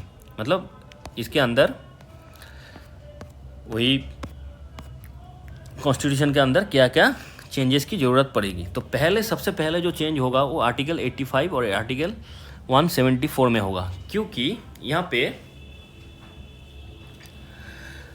पे जो चीज़ है आर्टिकल 85 में लिखा हुआ है कि पीएम जो है वो अपने हिसाब से प्रेसिडेंट को बोल के लोकसभा को तोड़ सकता है, तोड़ के फिर से फिक्स टाइम से पहले पीएम चॉइस को यूज़ करके इलेक्शन करवा सकता है। तो वही चीज़ 174 में क्या लिखा है, सीएम के बारे में लिखा है। सीएम भी अपने स्टेट में गवर्नर को बोल के लोकसभा को तोड़ के, विधानसभा को तोड़ के फिक्स टाइम से पहले ही इलेक्शन करवा सकता है। ये जो है ये चीज़ को चेंज करना होगा। यहाँ पे स्पेशल बिल एक होना चाहिए जहाँ पे अगर लोकसभा में 2/3 मेजोरिटी और विधानसभा में 2/3 मेजोरिटी सीएम को और लोकसभा में पीएम को अगर 2/3 मेजोरिटी मिलता है, तभी वो प्रेसिडेंट को प्रपोज करेगा कि आप लोकसभा या तो पीएम बोलेगा कि लोकसभा के लिए और सीएम बोलेगा गवर्नर को विधानसभा के लिए आप तोड़ दीजिए और इलेक्शन टाइम से पहले करवा लीजिए। ये चीज़ ऐसे ही होना नहीं चाहिए कि पीएम का जब मर्जी हो या तो सीएम का जब मर्जी हो गवर्नर को जाके बोले, या तो पीएम प्रेसिडेंट को जाके बोल के करवा ले पीएम चॉइस की यूज़ करके। ये नहीं होना चाहिए। यहाँ पे स्पेशल बिल होना चाहिए जहाँ पे अगर 2/3 मेंबर ऑफ पार्लियामेंट और 2/3 मेंबर ऑफ विधानसभा और 2/3 मेंबर ऑफ लोकसभा पीएम को और 2/3 मेंबर ऑफ विधानसभा सीएम को सपोर्ट करे, तभी ये सीएम जाके और पीएम जाके प्रेसिडेंट को और सीएम गवर्नर को रिक्वेस्ट कर सकता है विधानसभा तोड़ने का। तो ये चीज़ यहाँ पे अमेंड होना चाहिए, ठीक होना चाहिए। फिर आता है टर्म्स। ठीक है, तो वो टर्म्स के बारे में आर्टिकल 83 और आर्टिकल 172 में लिखा हुआ है। उसमें क्या है, रिमाइंडर यहाँ पे क्या होता है, मान लीजिए बीच में कोई भी गवर्नमेंट 2 साल चला या तो 3 साल चला, फिर वो टूट गया, फिर बाकी बचा 2 साल। लेकिन यहाँ पे क्या होता था, 3 साल टूटा, 3 साल के बाद टूटा, गवर्नमेंट टूट गया, उसके बाद 3 साल के बाद जो गवर्नमेंट इलेक्ट होकर आया वो फिर वहाँ से 5 साल किया, ठीक है। तो अगर ऐसे ही चलता गया तो फिर से कोई ना कोई गवर्नमेंट तो कहीं ना कहीं टूटेगा ही, तो फिर ये सीक्वेंस बिगड़ जाएगा। तो वहाँ पे क्या बोला जाएगा, वहाँ पे अमेंड होके ये आएगा कि अगर मान लीजिए कोई भी गवर्नमेंट 2 साल चला, 2 ईयर्स चला, उसके बाद टूट गया, तो मतलब 5 साल माइनस 2 साल मतलब 3 साल बाकी बचा। तो ये 2 साल के बाद जो गवर्नमेंट चुन के आएगा वो बस 3 साल के लिए आएगा, फिर 3 साल बाद फिर इलेक्शन होगा, जो कि यहाँ से शुरू से 5 साल का हिसाब से होगा। समझ में आया? समझ में ये है कि मान लेते हैं कोई भी गवर्नमेंट 5 साल का टर्म होता है, इलेक्शन जीता, 5 साल का टर्म होता है, उसमें से 2 साल उनका हो गया, उसके बाद उस गवर्नमेंट गिर गया, फिर बाकी बचा कितना साल, 3 साल। तो ये गवर्नमेंट जब गिरा, उसके बाद जो गवर्नमेंट आएगा वो रूल कितना साल करेगा, वो 3 साल और रूल करेगा, फिर 5 साल, 2 + 3 मिलकर 5 हो गया, फिर जाके 5 साल बाद नया इलेक्शन होगा। तो बीच में जो यहाँ पे जो बीच में पहले क्या होता था, बीच में जो गवर्नमेंट आते थे वो वहाँ से फिर 5 साल करता था। तो यहाँ पे अमेंड क्या होगा, अमेंड होकर बीच में जो गवर्नमेंट आएगा 2 साल के बाद, तो गवर्नमेंट सिर्फ जो रिमाइंडर जो टर्म पड़े रहेंगे, अगर 4 साल के बाद आया तो 1 साल के लिए आएगा, या तो 2 साल के बाद आया तो 3 साल के लिए आएगा, और 3 साल के बाद आएगा तो 2 साल के लिए रहेगा। तो ये रिमाइंडर जो टाइम बचेगा उसमें रहेगा, ठीक है। ये एक दूसरा अमेंडमेंट होगा। फिर आते हैं नो कॉन्फिडेंस मोशन। तो नो कॉन्फिडेंस मोशन, इसके बारे में rule number 90 Lok Sabha business rule number 198 में लिखा हुआ है, जो हम लोग थोड़ी देर पहले देखे थे। ये लोकसभा जो बिजनेस रूल है उसको भी अमेंडमेंट चाहिए। तो क्या अमेंडमेंट चाहिए, ये अमेंडमेंट चाहिए। ये अमेंडमेंट कौन सा अमेंडमेंट है, अगर लोकसभा के अंदर 50% मेंबर चाहे तो no confidence motion in Lok Sabha और विधानसभा में ला सकता है। 50% MP लोकसभा के लिए नो कॉन्फिडेंस मोशन ला सकता है, और 50% MLA विधानसभा के लिए नो कॉन्फिडेंस मोशन ला सकता है। लेकिन ऐसा चलता गया तो कोई भी कभी भी नो कॉन्फिडेंस मोशन लेके आएगा। लेकिन जर्मनी में एक सिस्टम है, यहाँ से हमें अडॉप्ट करना चाहिए कि अगर जिसको बोलते हैं constructive vote for no confidence, ठीक है। तो यहाँ पे क्या होता है, अगर आपको नो कॉन्फिडेंस मोशन लाना है तो आप लाओ, कोई दिक्कत नहीं। आपको नो कॉन्फिडेंस मोशन लाना है तो आप लाओ, लेकिन अगर ऐसा ना हो कि आप नो कॉन्फिडेंस मोशन तो लेके आए, फिर गवर्नमेंट भी गिर गया, लेकिन उसके बाद कौन गवर्नमेंट में आएगा ये ठीक नहीं हुआ, तो कुछ साल ऐसे बीत गया कि कोई गवर्नमेंट ही नहीं है। ऐसा नहीं होना चाहिए। तो नो कॉन्फिडेंस मोशन लाने से पहले उसके बाद कौन PM बनेगा और या तो CM बनेगा, उसको डिक्लेयर करना पड़ेगा, ठीक है। ऐसा नहीं आप आके नो कॉन्फिडेंस मोशन तो लेके आए, लेकिन उसके बाद अगर गवर्नमेंट गिर जाता है, उसके बाद कौन गवर्नमेंट में बैठेगा, उसको फिर कौन PM होगा, कौन CM होगा, ये पहले से बोलना पड़ेगा। ये चीज़ जर्मनी में है, जो कि हमारे यहाँ पे नहीं है। हमारे यहाँ नो कॉन्फिडेंस मोशन कोई भी ला सकता है। अगर गवर्नमेंट गिर गया तो उसके बाद तो कुछ, जब तक नया गवर्नमेंट नहीं आता है तो गवर्नमेंट लेस स्टेट रह जाएगा इंडिया, भारत। तो ये दिक्कत है यहाँ पे, ये दिक्कत ऐसे ठीक हो सकता है इसमें भी, तो इसलिए ये अमेंडमेंट चाहिए। अच्छा,